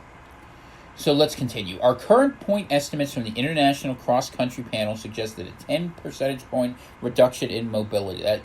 So you understand what they mean by that. They mean that there's 10% less people moving around associates with a 0.06 to 0.09 reduction in the value of the effective reproduction number, depending on the geographical region and modeling choice. Estimates from the U.S. state-level panel suggest that a 10 percentage point reduction in mobility is associated with a 0.04 reduction in the value of the effective reproduction number. So in America, if you reduce mobility, you get less of a reduction. But the upside is because America is more distributed, and that's why that number is probably lower, you also don't have to get to as high as a low as of an R rate. So if you go to, let's just use this number real fast to do it. Let's pretend that the R of the U.S. is 1, and you have to get the R down to 0.8. Well, the problem is if it's only a 0.4 reduction, you have to reduce mobility in the United States by another 50%. And if you don't believe that makes sense, think about it. Everyone goes to the supermarket. You're all breathing the same air. You get sick. How many people aren't wearing masks? How many people are wearing inadequate masks? How many people are wearing eye protection when we've shown studies going back even early as February that people are getting sick because it's getting into their eye membranes? And you have these asymptomatic cures. Oh, I can't breathe. I can't smell. I can't do these things. Well, no kidding. You're wearing your mask. It's going into your conjunctive glands, and that's why you're losing your sense of smell. It's not that hard to figure out what's happening. It's why I'm wearing glasses or goggles or whatever, something to protect my eyes when I go out. Because we have procedures that are designed to make us feel good and make it look like the government's doing something, but fundamentally it's disconnected from the science of what it would take to actually bring down that number. And this is something beyond mobility, but what I'm saying is if you have a whole bunch of people out using inadequate personal protection, that's where you end up with a big problem. And they would say in this study that there are other things you could do, but if you had half as many people going out there and doing that, everyone's getting their stuff from Amazon. Poor workers there who are out there getting sick at the warehouses, including that VP, by the way, that called out Bezos, which I thought was great for all the things that he's doing just full of crap. You would end up finding the way to go ahead and reduce this R0 number, the RT number, down to a number that actually works. So let's talk about how their modeling works. Although the magnitude of the estimated impact of mobility restrictions are relatively modest in size, they also imply that in order to avoid allowing the R value to exceed unsustainable levels, easing of mobility restrictions may have to be limited or delayed until further declines in R are achieved through other means. These include non-mobility related social distancing and other non-pharmaceutical interventions, or potentially through environmental changes such as warming or increased UV radiation, which may reduce transmission rates. So that's their way of saying we hope that the sun will go ahead and burn some of this off so the virus survives less long. But as we know, what's spreading the race and where we're seeing it is in internal environments. And, America is known for its air conditioning, having more than anywhere else, which is one of the reasons why I think summer will have a lot of problems. And if you are in a contained environment where there's air conditioning, where you're going into doing your shopping, cooking, eating, whatever, which you probably have to do, especially in those southern states where they're opening up, you are walking right into the viral hotbox, as cold as it may seem, for reasons that are easily understood. So anyways, indeed, assuming an additive model for the impact of mobility and non-mobility related suppression models on transmission rates to avoid the critical value of R equals 1, our estimates suggest that the RT rate may have to be reduced to levels of about 0.55 to zero point 0.7 in Europe, 0.64 to zero point 0.76 in Asia, and approximately 0.8 in the United States before mobility levels are restored to pre-pandemic levels. So that is in there, and they have a lot on the strategy and the study and the math and mobility and all that. We'll go through all that. We'll skip by that. There's a lot in the results. We're going to go to discussion, and because I think that, honestly, you don't want to hear all the math. I mean, maybe you do, but I don't want to tell it. So you're going to have to read it yourself, and that's why we put the studies in here. Given the estimates in Table 1, a 10% percentage point decline in the Google Workplace mobility numbers associated with a 0.06 to 0.09 unit decline in the estimated reproduction number R. Based on these estimates, it is instructive to analyze the share of overall decline in transmission rates that can be explained by mobility reduction. Overall, Google mobility rates in Europe declined by approximately 50 percentage points by the beginning of April, which our estimates imply is associated with a reduction in the transmission rate of 0.3 to 0.45 units. The fraction of the overall decline in R that is explained by this mobility reduction depends upon the time window chosen for the calculation. By April 11th, the mean value of R across the European countries in our sample had declined to 1.1. Taking the starting date for calculation as February 21st, when R equaled 3.4, implies an overall decline of 2.3 units, meaning that mobility reductions explain only about 13 to 20% of this decline. However, before they go into that, I want to say what they're saying is that reducing the social mobility is only one in a series of things. You can't solve all these problems alone, and that smarter interventions will actually work better. That's what the MPIs are about. And, the most obvious being that now people are saying wear masks. I mean, wearing eyewear could be another. Avoiding certain situations. There's a lot of different things you could do as MPIs. Closing access to certain communities, like the nursing homes. If the nursing homes are how it's spread and you require people to stay there in quarantine, that's something you could say. I don't think people would do it, but you could say it, and it's an option.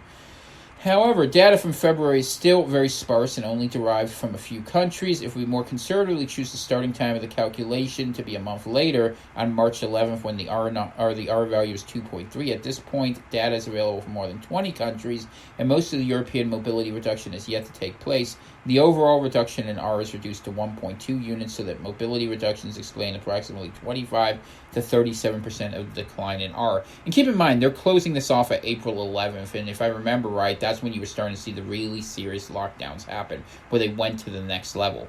Analogously, in countries within the Asia and Pacific region, the decline in average Google mobility measures approximately 40 percentage points to the date, imply a reduction of 0.24 to 0.36 units in R.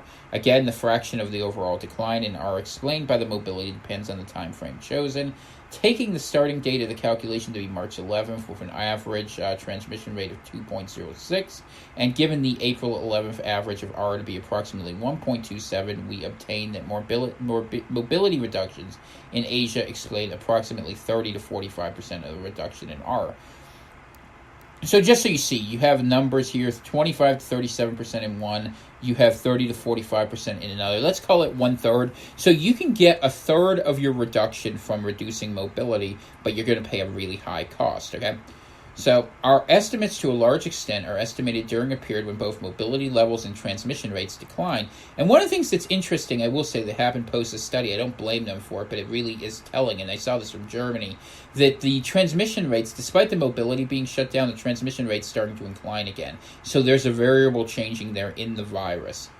Assuming that the association between mobility and transmission is similar when the two variables rise, the same coefficients interpreted at face value also imply that in Europe, returning from current levels of mobility to pre-pandemic baseline levels, approximately a 50% point increase would entail an increase between 0.3 to 0.045 points in R. Under this scenario, in order to avoid levels of transmission from systematically climbing above the critical value of R equals 1, easing of mobility restriction may have to coincide with other non-mobility measures which reduce the R to a level of 0.55 to 0.07.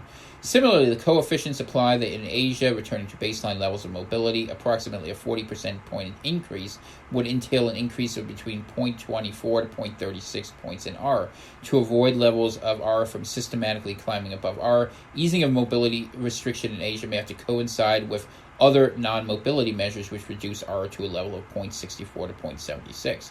And what they're basically saying, just so you understand, is if you want to open up and you don't want to have this virus eat you up, you better have other things in place to go ahead and take over to keep this under, because right now the loss in mobility is responsible for a third of why that R naught is gone. So if you do this and you open up and you say, hey, we can open, we're just going to social distance now, and that's going to be enough, what's going to happen is you're going to see this rate spike by probably about a third. So let's say the R in the United States is 1, and it's probably closer to 1.1, 1.2. That thing's going to hit 1.4. And if you don't remember that what happens when we have this is then you see that number run again, because you're just doing that math. And let's just do like we were doing in the beginning, because we haven't done it in too long. So if you're at 1 times 1 times 1 times 1 is 1, so one person gets one other person sick. But if you have 1.4, okay, so times 1.4 times 1.4 times 1.4. 2 weeks later, that 1.4 means that you have 3.84 people that are going to end up being sick, and that you see those numbers start to flow faster and faster. Now you're starting with a baseline of not just 1 or 2 people having it, but you're starting with a baseline of several hundred million people having it. So that is why a second wave will be an utter disaster when people open up, and then what you think the percentage rate of death is. If you think that that's, let's just use the number, actually. We'll go ahead and use this. So if you're at, let's say you're at 100,000 people who have this, right? And you're allowing it to run where every person's going to get 1.4 people sick, because that's about a reasonable estimate. So if that ends up being the case, let's just do this real fast, putting in the calculator, and let's just let it run 2 weeks where we are assuming that every one person who is sick gets 1.4 people sick, which is a very modest estimate compared to what we actually observed the first time around. And we're going to assume that cycle is happening once every twice a week, which is where we were at the beginning. So by the end of 14 days, that 100,000 people is going to get 384,000 people sick. That's a big number, and of that 384,000 people, let's just assume the death rate will be very modest. Let's make it 0.2%, or we'll make it 2%, 0.02. You're going to throw another 7,700 deaths on the number, and in fact, that number is entirely too modest, because I should technically go ahead and use the number we're actually seeing, which is bigger than 5. You're going to add another 38,416 people getting sick, and that's assuming just 100,000 people. That's actually a lot less than the real number that's out there, because if I use the real number that's out there, and let's say we have confirmed cases that are, let's use the infected number. These are people who are infected, who are neither recovered nor dead. So we have these people who are out there. That number is 1 million approximately. So we can go ahead and just use the same sort of math logic here. That at 1 million people, we are looking at in the United States times, let's use 1.4. And that's an estimate. You could go higher or lower. I don't care what you do. That's fine. And we let those people just roll. Then we will have another 3.8 million cases by 2 weeks from now, and then depending on what you do, let's use a very modest number of 0.02. That's 76,000 new deaths, or if you use the actual number that we are getting of 5.9% in the United States, that would be, we'll multiply that times 6. Am I doing that right? Let's see, that's 2%, or times 3, sorry. So we're at 0.02. You're looking at an extra 230,000 people dying. Or essentially, you would double the global death toll by doing that. And you still are only going to have a very small number of people infected. That's only on 1% of the American population. So if you want to go ahead and make the run to herd immunity, let's say, that some people are very keen on doing, which is fine, you can make that argument, then you'd have to multiply this number times about 80. And then if that number held true, in theory, if you had the death rate hold at 6% across the population writ large, the United States would have to contemplate, to get to the other side of this, assuming you could, 18 million deaths. That's a huge number, and there's a lot of assumptions in that, obviously, based on the idea that you're not going to have, that this death rate is indicative, that doesn't include people who are asymptomatic, that don't get captured, and there's probably some of that. But we'll just go ahead and say 1 in 5 people is asymptomatic. We'll go forward, we'll pull that down. You're still contemplating 3.68 million people dying to make the run to herd immunity. That is the problem you run into with the opening up strategy, and we're going to talk about that more and what the dangers are. And some people would say, hey, let's do it, the hell with it. Well, go ahead, we can do that. good luck being the politician who supports that opinion, because you know what, even if you think it's the right thing, nobody wants to be that guy who presses that button.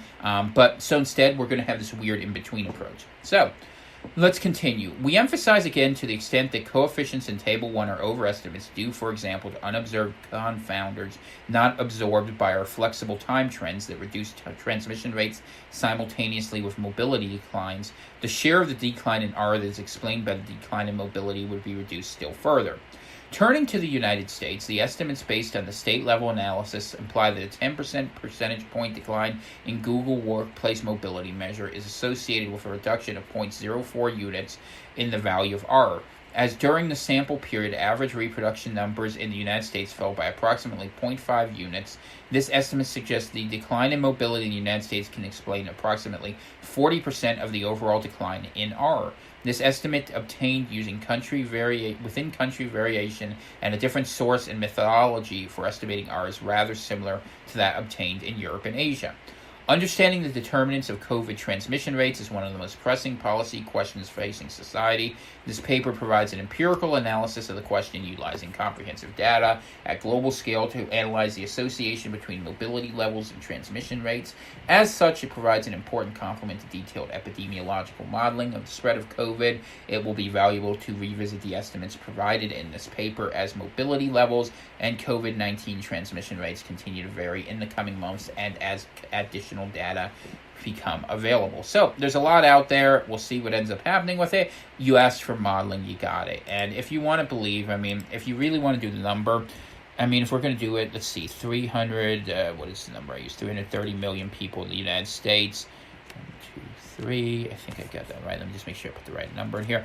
If you assume that this is just the flu bra, and we're going to go with the 0.05 rate, you're looking at, if you think it's going to run that way, you're accepting that letting this run out without other protections and interventions would be 1.65 million people who would die if you let it go to herd immunity, and that number probably jumps to as high as 16.5 million if you want to go ahead and let it run to 5%. So you decide if that's worth it, and that's a big number, and that is an utterly destructive number in a lot of ways, because there's a lot of social consequences to that. And I think a lot of people who are pissed off about this go out there, well, I don't care because it doesn't affect me. I'm going out here and I'm not afraid of the virus. I'm not afraid to die. I'm not afraid of my liberties. The problem is it's not all about you. It's about what happens to society when you start pulling giant holes in it.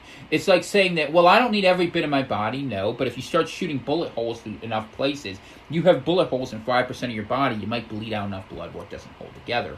And that's the thing that I think a lot of people don't look at. A lot of people who talk about this in the American context talk about their own individual impact. And while I love to decry the virtue of selfishness, ultimately, you have to look at it from a bigger picture, from a policymaker, and that's why every country that looked at going out there and saying we're going full blast, they were like, yeah, we better not do that. And even Sweden, who people talk about from that perspective, ultimately did do something a little bit different, where they were counting on people not to go out there and do certain things in an irresponsible way. So, this is, and I want to let you know, and I want to draw a little more attention here. I got 4 pieces left. I'm going slower than I want. We have to pull out the piece on heparin and do it another day, because I think I don't have enough time to do that right today, and I want to do this properly. Yeah, we will. We'll just pull it out a different day, because that's going to come forward. Suffice it to say, super short version, heparin helps break up blood clots, and it's not making people sicker. There you go. I saved 10 minutes. Okay, so this piece is from the U.S. Today. This was published yesterday at 3:21 p.m., updated at 10:23 by Ken Alltucker. COVID expert, coronavirus will rage until it infects everyone it possibly can. And I want you to have an understanding of what to expect. And this guy's pretty smart. I've been following him. The guy he's referencing in the article. A high-profile infectious disease researcher warns COVID is in the early stages of attacking the world, which makes it difficult to relax stay-at-home orders without putting most Americans at risk.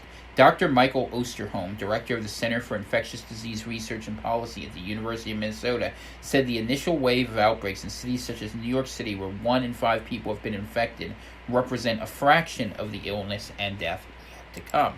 Just as a reminder, as we go through this, let's take a quick peek here at New York so that you understand here. New York had a death rate of about 7.8% on the fly, and that is with 75% of their cases unresolved at this point, so that number is going to go up. So keep in mind that when these things happen and when you open up, those numbers are going to get worse, even if you have interventions you like. And keep in mind, we haven't even talked about, but we need to, and I need to do research, but it's not easy to find because the government silences everyone, and everyone's being real cagey of whether or not we have the supplies to contemplate the sort of problems we might have if this transmission goes up at the time we're opening, okay? So those problems are out there, and that would increase mortality rate. In any case, this damn virus is going to keep going until it infects everyone it possibly can, Osterholm said Monday during a meeting with the U.S. Today editorial board. It surely won't slow down until it hits 60 to 70% of the population, the number that would create herd immunity and halt the spread of the virus. Even if new cases begin to fade this summer, it might be an indicator that the new coronavirus is following a seasonal pattern similar to the flu. And wouldn't that be a horrible thing? We really need to rethink how we protect ourselves in our society. People aren't even having that conversation. During the 1918 flu pandemic that sickened one-third of the world's population, New York and Chicago were hit hard in the first wave of illness that largely bypassed other cities such as Boston, Detroit, Minneapolis, and Philadelphia. The second wave of illness was much more severe nationwide. If COVID retreats only to return in the fall, the number of cases could peak and overwhelm hospitals that must deal with cases of flu and respiratory viruses. Furthermore, Asian nations such as South Korea and Singapore, lauded for strict controls and rapid testing to avoid damage during the first wave, might be vulnerable to a second wave of infections, he said. It's the big peak that's really going to do us in, he said. As much pain, suffering, death, and economic disruption as we had, there's been between 5 to 20% of the people infected. That's a long ways to go to 60 to 70%. I want to pull that number out. So his estimate is based on, and I think what he's doing is he's making an assumption based on the number of people who've been confirmed to have this in the U.S., which is at 1.35%. And he's saying there that, well, we probably have, that represents 1 in 5 to 1 in 10 cases of who've actually had this. Maybe if you want to go in a little bit even higher than that, maybe 1 in 4. And that would be a reasonable range that would correspond with this Dr. Osterholm's presumption. But it still leaves a whole bunch of people who haven't had this. And remember, people who have light expressions of things are more vulnerable to have it again. There was a piece, I don't know if I put it in here, I think I did, but it was saying, well, SARS, the most severe cases lost immunity after 2 years, and there were a lot of asymptomatic carriers, so what will happen, you would expect those people could theoretically get it again faster and easier, beyond even questions of ADE. So that is a danger that's out there that isn't even really being caught up in this argument. Anyway, still, there are key differences between COVID and the flu. The average incubation period for the new virus is 5 days, compared with just 2 days for the flu, according to a Center for Infectious Disease Research and Policy report comparing the pandemics. The longer incubation period and higher transmission rates suggest COVID spreads more easily than the flu. There were nearly 80,000 deaths and more than 1.3 million confirmed novel coronavirus cases in the U.S. at noon on Monday, according to Johns Hopkins University data. New York State has been the hardest hit with more than 26,000 deaths, and preliminary antibody testing suggests about 20% of New York City area residents have been infected. So that's a pretty big number there, but it still means 80% are outgoing. And mind you, those 80%, a lot of those people are going to be the people at higher risk too. Worldwide, more than 283,000 people have died and 4.1 million have been infected. Osterholm said only an effective vaccine can slow the virus before a large enough segment of the population becomes infected and develops some level of immunity. Even if a vaccine works, Osterholm, it's unknown whether it would be durable enough to confer long-lasting protection from SARS-CoV-2, the virus that causes COVID-19. Most states are easing stay-at-home orders through patchwork measures that vary from one state to the next.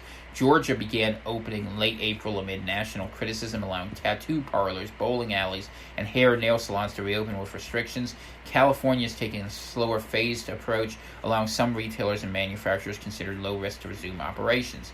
Governors worry about the economic harm social distancing measures have caused with shuttering businesses and the growing ranks of jobless Americans. Unemployment has reached 15% nationwide, and a Trump administration economic advisor warned unemployment could soon reach 20%.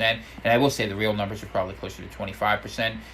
But Mitch McConnell doesn't think that's a problem. He thinks it's cool. No worries. Anyways, Osterholm acknowledges that the nation can't lock down for 18 months and said political and business leaders need to find a way to resume activities while adapting to a virus that won't soon disappear. He doesn't believe there's been enough of a frank assessment on the economic harm the virus will cause over the coming months and the disruption to international supply chains. We all have to confront the fact there's not a magic bullet short of a vaccine that's going to make this go away, he said. We're going to be living with it, and we are not even having that discussion at all. So that's Dr. Osterholm, and I think he does a pretty good job covering this, and I've followed him since the beginning. It definitely is something you need to be aware of. All right, so now what we're going to do is we're going to talk a little bit about herd immunity, because a lot of people think that that is the solution to go forward, and I'm not even saying that they're necessarily wrong. I don't agree with them, but they have a case, and I think we need to talk about it. And I guess I'm somewhat guilty. I like to tell the narrative the way I like to on this show, because I have a certain opinion about how things are out there. But it's good to go ahead and every now and then confront ourselves with a different opinion, and I'm going to try to present their case and the risks involved in it and the benefits as honestly and fairly as I can. And hopefully I do justice to it. I want to thank, some of you have commented recently that my ability to talk about medicine and this stuff seems to be improving.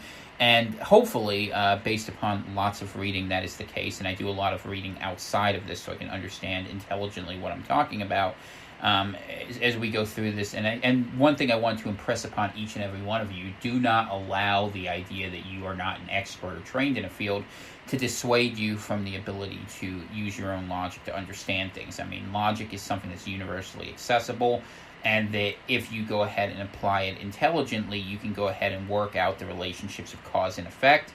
You look for variables and you use deduction to figure things out. If it's like being Sherlock Holmes. It's not that complicated. It is accessible to you. And do not let the mistake we often have happen, which is we allow people to use their authority to dissuade us from our reasons. Just because someone has fancy letters after their name doesn't make them more right than you.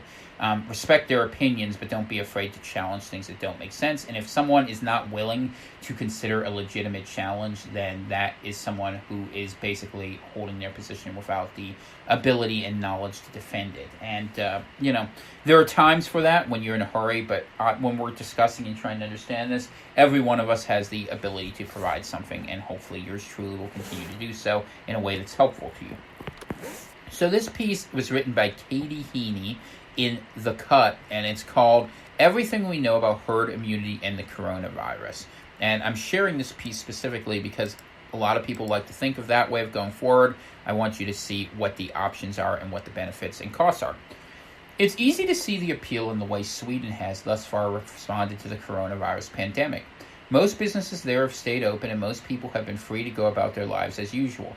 They have employed what's known as a herd immunity strategy, allowing enough lower-risk people to get infected that the risk of infection is eventually reduced for everyone.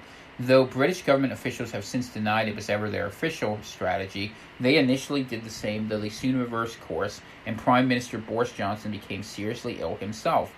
Pre-coronavirus, herd immunity was perhaps known as an argument made by parents who don't want to vaccinate their children and instead rely upon other parents to vaccinate their children, thus reducing overall risk of infection for their own.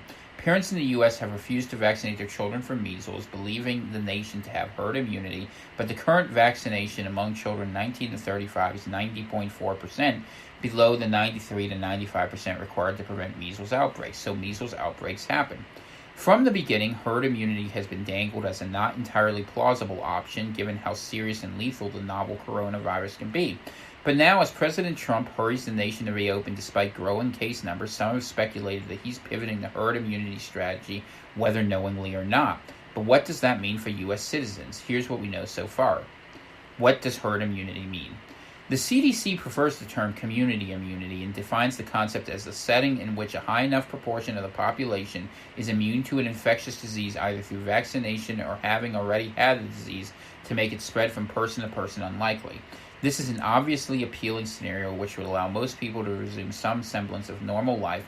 If the risk is low enough, businesses and schools can reopen without creating hotspots for disease. When will we achieve herd immunity? The percentage of people who need to become immune in order to confer herd immunity varies from disease to disease. In some cases, herd immunity begins when just 40% of a population can be vaccinated, but other more contagious diseases require 85 to 90%. We don't yet know how many people need to be vaccinated for the novel coronavirus before we achieve herd immunity, nor do we know what percentage would need to become immune through prior exposure. We don't even know whether having COVID conveys any lasting immunity against reinfection. And I want to just pull that point out, that if there is, the antibodies don't last long, or if there's ADE, there is no herd immunity. So keep that in mind. So we're chasing a rainbow and hoping for a pot of gold at the other end of it. Let's put it that way. We also don't yet have a vaccine. While various countries and companies around the world are racing to develop one, most estimates say a safe, readily available vaccine before 2021 is extremely unlikely. Anthony Fauci, head of the National Institute of Allergy and Infectious Diseases, recently told NBC that it was in the realm of possibility that millions of vaccines might be available in January 2021. He also noted, however, that accelerated production means heightened risk that the vaccine doesn't work as it should. And I will tell you, if they rush this vaccine, given all the problems they've had with vaccines over the years, both related to coronaviruses in general, you better be real careful about what you do and what you take. I would not take it. So take it for what it's worth. Is it possible to reach herd immunity before a vaccine? Gideon Meyerowitz-Katz, an epidemiologist specializing in chronic disease, wrote in The Guardian that a reasonable estimate for COVID's herd immunity threshold is 60 to 70% of the population. Meyerowitz-Katz also acknowledges that CDC suggests the number may be closer to 85%. If we were simply to let people spread the coronavirus unmitigated until 70% are infected, that means roughly 230 million Americans would get sick. All right, 230 million Americans would get sick. If we also assume a best-case fatality rate of 0.3 to 0.6%, a figure which presumes a healthcare with ample resources and space, that means about 690,000 to 1.4 million Americans would die in order to achieve herd immunity. Many, many more would get very seriously ill, and overwhelming those resources, we need to keep the fatality rate that low. And again, even this disastrous outcome relies on the assumption that people who get COVID once can't ever get it again, and we just do not know that to be true. So it's a short piece, but it's a smart piece, and I shared it with you so that you can know what herd immunity means. And I'm just using her numbers, 690,000 to 1.4 million, and that assumes people don't get sicker. We know, in fact, when that happens, you run to about 4 times that. You're looking at 5 million deaths. Well, depending on the numbers you picked, anywhere from 3 to 5 million deaths. And the question is, are you okay with that? And the answer is, for people who think it doesn't impact them, a surprising and disturbing number of Americans are going to say, oh yeah, that's fine. It's not me, it's you. And we're going to fight over that, and they're going to behave that way, and we're going to see a lot of division over this question, because ultimately it's costing them health and welfare, and it's costing them the economic costs we cover, hopefully intelligently on this show, that is very real. That the destruction of most small businesses in America, the destruction of the entire retail sector, the destruction of a lot of manufacturing, people permanently being unemployed, and these are things that are going to happen whether you go out there or not. The only difference is how much you're going to hurt yourself in the process of raging against the new world. Instead, we could talk about the new world, but we don't have political parties that think that way. We don't have an elite financing structure that even contemplates that. We are in a new world that people don't want to understand, and because we don't understand it and we don't want to reckon it, right now we are still in the old denial phase and the bargaining phase of death. First you have that, something happens, you get terrible news, you're shocked, right? You're just like, oh, I don't know what to make of it. And I think we're past the shock, but we're at that point where there's denial and bargaining. And eventually we're going to get to anger and depression. These things kind of float around a little bit, and we'll see what happens. And then eventually maybe we get to acceptance of the new world, but I think that's a couple years away, because a lot of people who thought they were winners are going to end up losers. A lot of people who are losers are going to be put into real desperation, who are losers under the old system. I don't mean to speak to their moral quality. And those are problems that are going to end up happening. And, what are you going to do? Even if you open this up and let it run hog wild, I mean, I don't think a government's able to do that, and I don't think most governors would go for that. I mean, are you going to just sit there and be okay with the numbers of people dying being that huge number? Most people, I would submit, would not, and that's why we are stuck in this slow in-between process until we can get something that allows us to more safely interact with one another. And it's a shame that more effort isn't being put into that, other than sort of these scant face masks. I mean, maybe a filtration system. There's solutions, but, it would require creativity and the willingness to invest. And realistically, people are investing in that which they're familiar to. You had, even look at the CARES Act, it's a perfect example. The Democrats' contribution was to invest into the social welfare structures, which have failed utterly to meet the health of the people. And the Republicans' contribution was to throw big money at big money, which are sitting on big money and going ahead and saying, hey, we're okay, stock market's good, cool, we'll vote for you. When the lynch mob comes, we'll say hi from New Zealand, you come join us on the boat. That's America. It's not great. And those are the problems we have that are coming into this before herd immunity. So the question is, does herd immunity exist? Well, it depends on how long the antibodies last, what level of safety they convey, and assuming they don't have some worse outcome. And I am very, very, very, very, very worried that, in fact, that they will do the opposite. And we've had a lot of troubling evidence that this is an autoimmune disease, which means two things. One, that weird interactions that work against your body are going to be highly possible, especially as this mutates and recombines. And secondly, that the likelihood of a vaccine is very low, in my opinion, at least under standard technologies. And Lord knows if we go down a biotech, nanotech route, who knows what you're agreeing to? You don't. So I want to share this last piece because I think it's relevant as we go there in terms of expectations for what you should think coming ahead as we are in this long slog. And this piece is by Andrew Woodcock. This is from the Independent, independent.co.uk. Coronavirus may never arrive and restrictions may have to remain for the long haul, Boris Johnson admits. The government releases a 60-page document setting out a three-step plan to rebuild the UK for a war with the COVID. The UK is being honest about it. I give them credit for that because America's being delusional. So let's see what the UK is doing for our good friends across the pond. Restrictions on social and economic activity may have to remain in place for the long haul, as a coronavirus treatment or vaccine could be more than a year away and may never arrive. Boris Johnson has warned in a document setting out a limited relaxation of lockdown. The 60-page COVID recovery strategy document sets out detailed guidelines for changes to lockdown rules to apply in England from Wednesday, including a return to work where it is safe for those unable to do their jobs at home, as well as new freedoms to take outdoor exercise and spend time sunbathing or picnicking in parks. It confirms for the first time the government is advising the wearing of face coverings, but not medical face masks, that's interesting, in settings like public transport and some shops. And it sets out longer-term plans for schools and non-essential shops to start reopening from June 1st, and reveals the government is considering a move to allow social bubbles or two households who can mingle with one another. But it makes clear that any easing of restrictions is conditional on there being no resurgence of the virus, with the government reserving the option of reimposing a tight lockdown nationally or locally if there are signs of the outbreak flaring up again. And I will say, just as a little aside, this is the end of international trade as you know it, man. You're going to have to build everything at home because things that are valuable, every country's going to remember every other country screwed over every country. So globalism, peak globalism is past and it's dead. We're now going to have renationalization of a lot of industries. It's inevitable. You just don't have a choice, especially as you can't provide supplies and just wait till the food becomes scarce.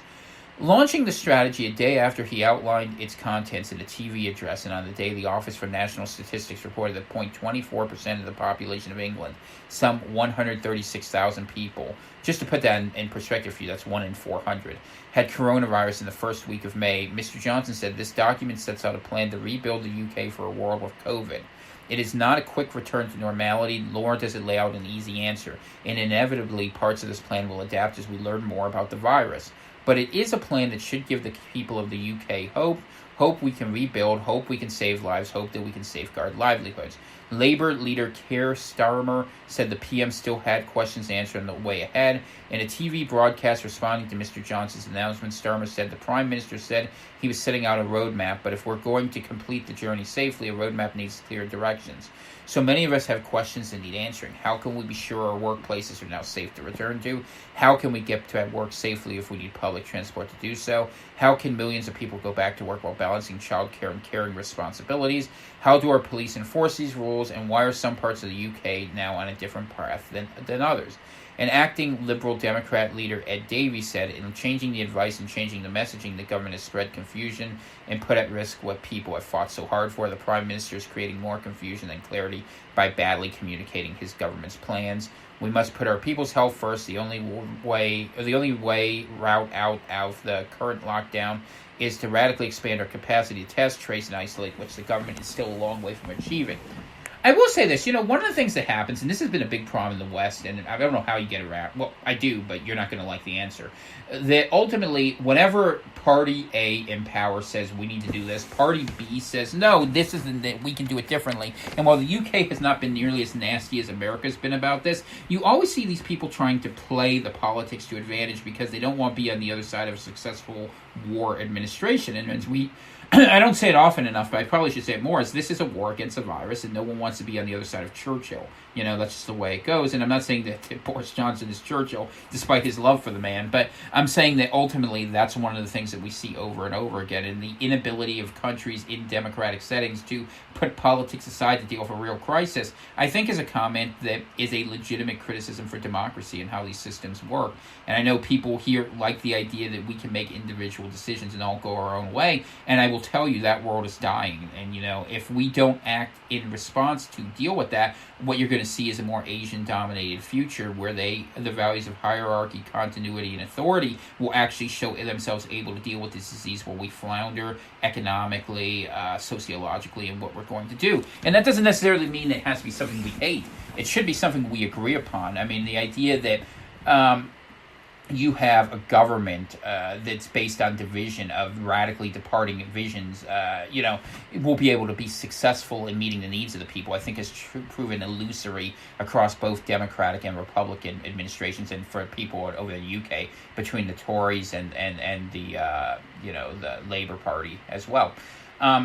I think that what ends up happening is we have to have conversations about what we agree are important, and a government that can effectively deliver that, and the ability to survive whole both from a health and financial perspective through this coronavirus strikes me as a least common denominator that we should agree upon, and we don't even have that conversation. And the longer we go not having it, the more radical the solutions will be, because as things collapse, people will be able to try new things, and I'm okay with that. I mean, sometimes there's advantages to that. Sometimes things have to get worse to get better, and America's weaknesses are being very much exposed, as are the West, in this, because we are focused on what it means as individuals, not recognizing that society also exists as a collective unit, and that we should have conversations about what those things we want to achieve collectively are. And if we can't agree on that, then, maybe there's time for dissolution.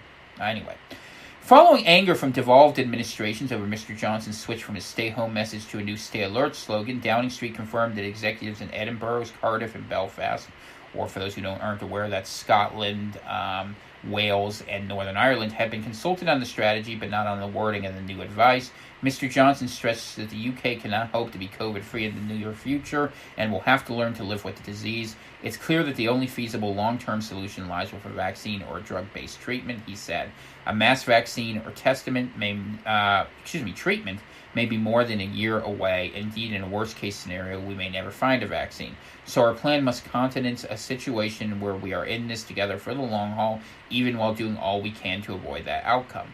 Mr. Johnson said he accepted that the lockdown arrangements in place since March do not provide an enduring solution because the price to social and economic life is too heavy and has brought loneliness and fear to many people. The new strategy, entitled Our Plan to Rebuild, aims to return life to as close as normal as possible for as many people as possible, as fast and as fairly as possible, in a way that is safe and continues to protect our NHS with the overriding priority of saving lives, he said. That's a hard equation. We'll see how they succeed in it, because opening up is going to cause problems. Answering MP questions on the plan in the House of Commons, Mr. Johnson praised the indomitable spirit of Britain and urged members of the public to keep observing social distancing guidelines. But as he told MPs, he was ready to reimpose tighter restrictions if there was any sign of coronavirus cases spiking up again. If the data goes the wrong way, if the alert level begins to rise, we will have no hesitation in putting the brakes on and delaying or reintroducing measures locally, regionally, or nationally, said the Prime Minister. Our challenge is to find a way forward that preserves our hard-won gains while easing the burden of lockdown, and I'll be candid with the House, this is a supremely difficult balance to strike. That's true. The gradual easing of social distancing guidelines will require a widespread test, track, and trace system to monitor the spread of the disease and redesign of public spaces and workspaces to make them COVID-19 secure, while measures to shield the most vulnerable and protect care homes will have to remain in place. I must ask the country to be patient with its continued disruption to our normal way of life, to be relentless in pursuing our mission to build the systems we need, said Mr. Johnson. The worst possible outcome would be a return to the virus being out of control with the cost of human life, and through the inevitable reimposition of severe restrictions, the cost to the economy. The document describes Mr. Johnson's plan as a cautious roadmap to ease existing measures in a safe and measured way, subject to successfully controlling the virus and being able to monitor and react to its spread. It notes that a zero-risk approach will not work in these unprecedented times, but says the plan will be kept continually under review as the pandemic and the world's understanding of it develops. Key features of the 3 phases of England's move out of lockdown include, and I'm just going to read this to give you a feel for a different approach that's out there. Step 1, which is to be introduced from Wednesday. Workers who cannot do their jobs at home go to their workplace where it is safe to do so, with sectors like food production, construction, manufacturing, logistics, distribution, and scientific research set to reopen. So those are the things they think they need to keep open to survive, which seems mostly logical depending on what's in manufacturing. Local authorities to encourage more vulnerable children and children of key workers to attend school. Nannies and childminders to be allowed to work where it can be done safely. Public advised to wear face coverings over the nose and mouth to enclosed spaces where social distancing cannot be maintained, such as public transport and some shops. Unlimited outdoor exercise or recreation with one person from outside your household. Reopening of outdoor sports facilities like tennis courts, golf courses, and angling lakes. Permission to drive outdoor open spaces like parks, woods, and beaches within England, all dependent on social distancing regulations being observed. Socializing with one person from outside your household in a park but not a garden while maintaining 2 meters of distance. A 14-day quarantine to be introduced as soon as possible for all international travelers arriving in the UK, with a few exemptions, including people coming from Ireland. See, that's not going to work because Ireland's open to... This is the problem, right? They always make these compromises. So Ireland's in the Schengen zone, where they're going to get people from the rest of Europe. They're going to come into Northern Ireland, and you can just... Anyway... Chief Medical Officer Chris Whitty said Step 1 can go ahead because scientists are confident that the rate of transmission, known as R, is below 1, meaning that each infected person on average passes the virus on to less than one other person. We are confident that these quite small changes will not have a material effect on their own, provided that people stick to social distancing and the rules that are there on increasing R beyond where it is at the moment, said Professor Whitty.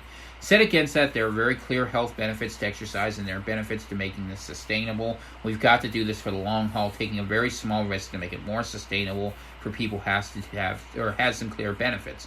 We are not claiming there are no risks to this, but what we think that is they are very small and proportionate to the advantage in terms of overall well-being exercise, leading to good health and sustainability. Yeah, they don't want people to go nuts. They want them to feel like there's progress. Because the thing that governments are terrified of, just so you know, is if they open and then have to reclose, because people are going to be mad if that happens. And it may happen. If a second wave comes or if there is a material change in the disease, that's a problem. Okay. Step 2, to be made no earlier than June 1st. Children to return to early year nurseries as well as reception classes year 1 and year 6 of primary schools. All primary children to return for a month before the summer holiday if possible. Face-to-face contact with teachers for secondary pupils in years 10 and 12 who have GCSEs or A levels next year. Non-essential shops to open where it is safe to do so in phases from the start of June, with guidance due shortly on which kinds of stores will open when. Permitting cultural and sporting events behind closed doors for broadcast. Reopening more public transport in urban areas. Scientific advisory group for emergencies to consider whether household groups can be expanded to include one other household to allow social contacts between broader families or between partners who do not live together. Government to consider permitting small weddings. Step 3, to take place no earlier than July 4th. Open at least some of the remaining closed businesses, including hairdressers, beauty salons, restaurants, pubs, and cinemas, as well as places of worship where they meet COVID-secure guidelines. Venues which are designed to be crowded and allow social interacting, such as nightclubs, may still not be able to open safely. And the government must also prioritize the situation in care homes. The scarcity of protective equipment and testing means that many care workers have been forced to compromise their safety whilst working. The government is finally recognizing the need to test everyone in care homes, but that should have been in place already. Care workers and residents cannot afford to wait another 3 weeks. So, and they have the strategy if you want to read all 60 pages. That's what the UK is doing. And that's what they're going to try to do in a lot of different states. And those are the options. But you've seen what the herd immunity option looks like. You've seen what this looks like. And the question is of how much economic suffering is happening. What can people sustain? And what's going to happen to all the debt crises that are out there, all the economic growth? That's the second part of this.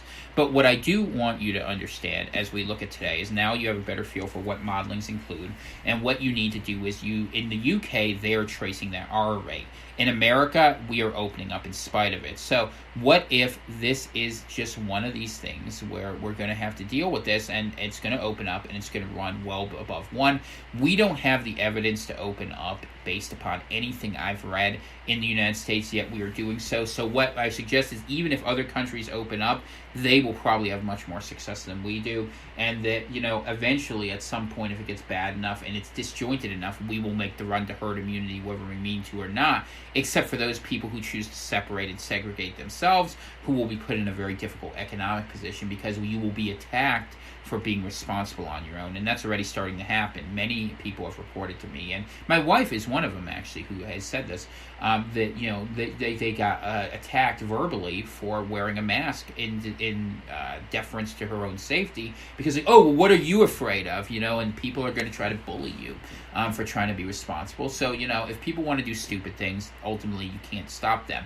However, you don't need to be a participant in this, and I would continue after having analyzed all this. My basic analysis is that we are going to see the reproduction rate jump. We've seen evidence of it already happening overwhelmingly in those areas that are more open, and I think people are going to be okay with it because they're going to say, well, the death rate isn't that bad, and you're going to see a moving scale of what that means. And we're going to see what the consequences of this is, and whatever they are, I think in the United States we will experience the worst of it. Other countries may be more restrained in terms of how they handle it, but remember, whatever you do, you have to get that R rate under a certain percentage, otherwise you're basically making the run toward herd immunity, whether it exists or not. And there's nothing worse than making a very long trip to get somewhere. It's like you drive 200 miles to go to a restaurant you really want to go eat at, and you find out they were shut down because you didn't bother to look. It said, it might be open, and it wasn't on the internet, so you take a chance and you go out there and you were thinking you're going to get this great meal. Instead, you're in the middle of the woods wondering what the hell you just did that for. That might be the American strategy.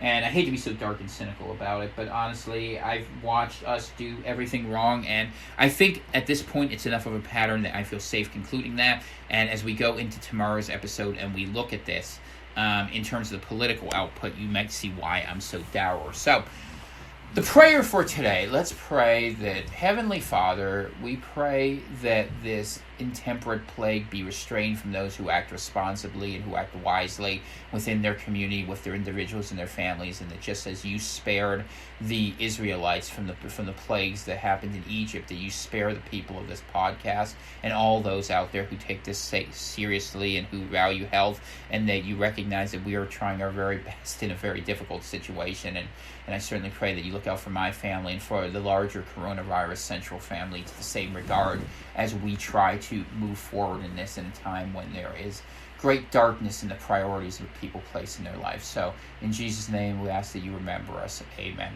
So I'll leave with that sort of somber note as we go forward in this, and I will see you guys tomorrow. Thank you to everyone who listened to the live show. We had a good time with it, and we'll have another one up for that tomorrow as well. So God bless and enjoy your day.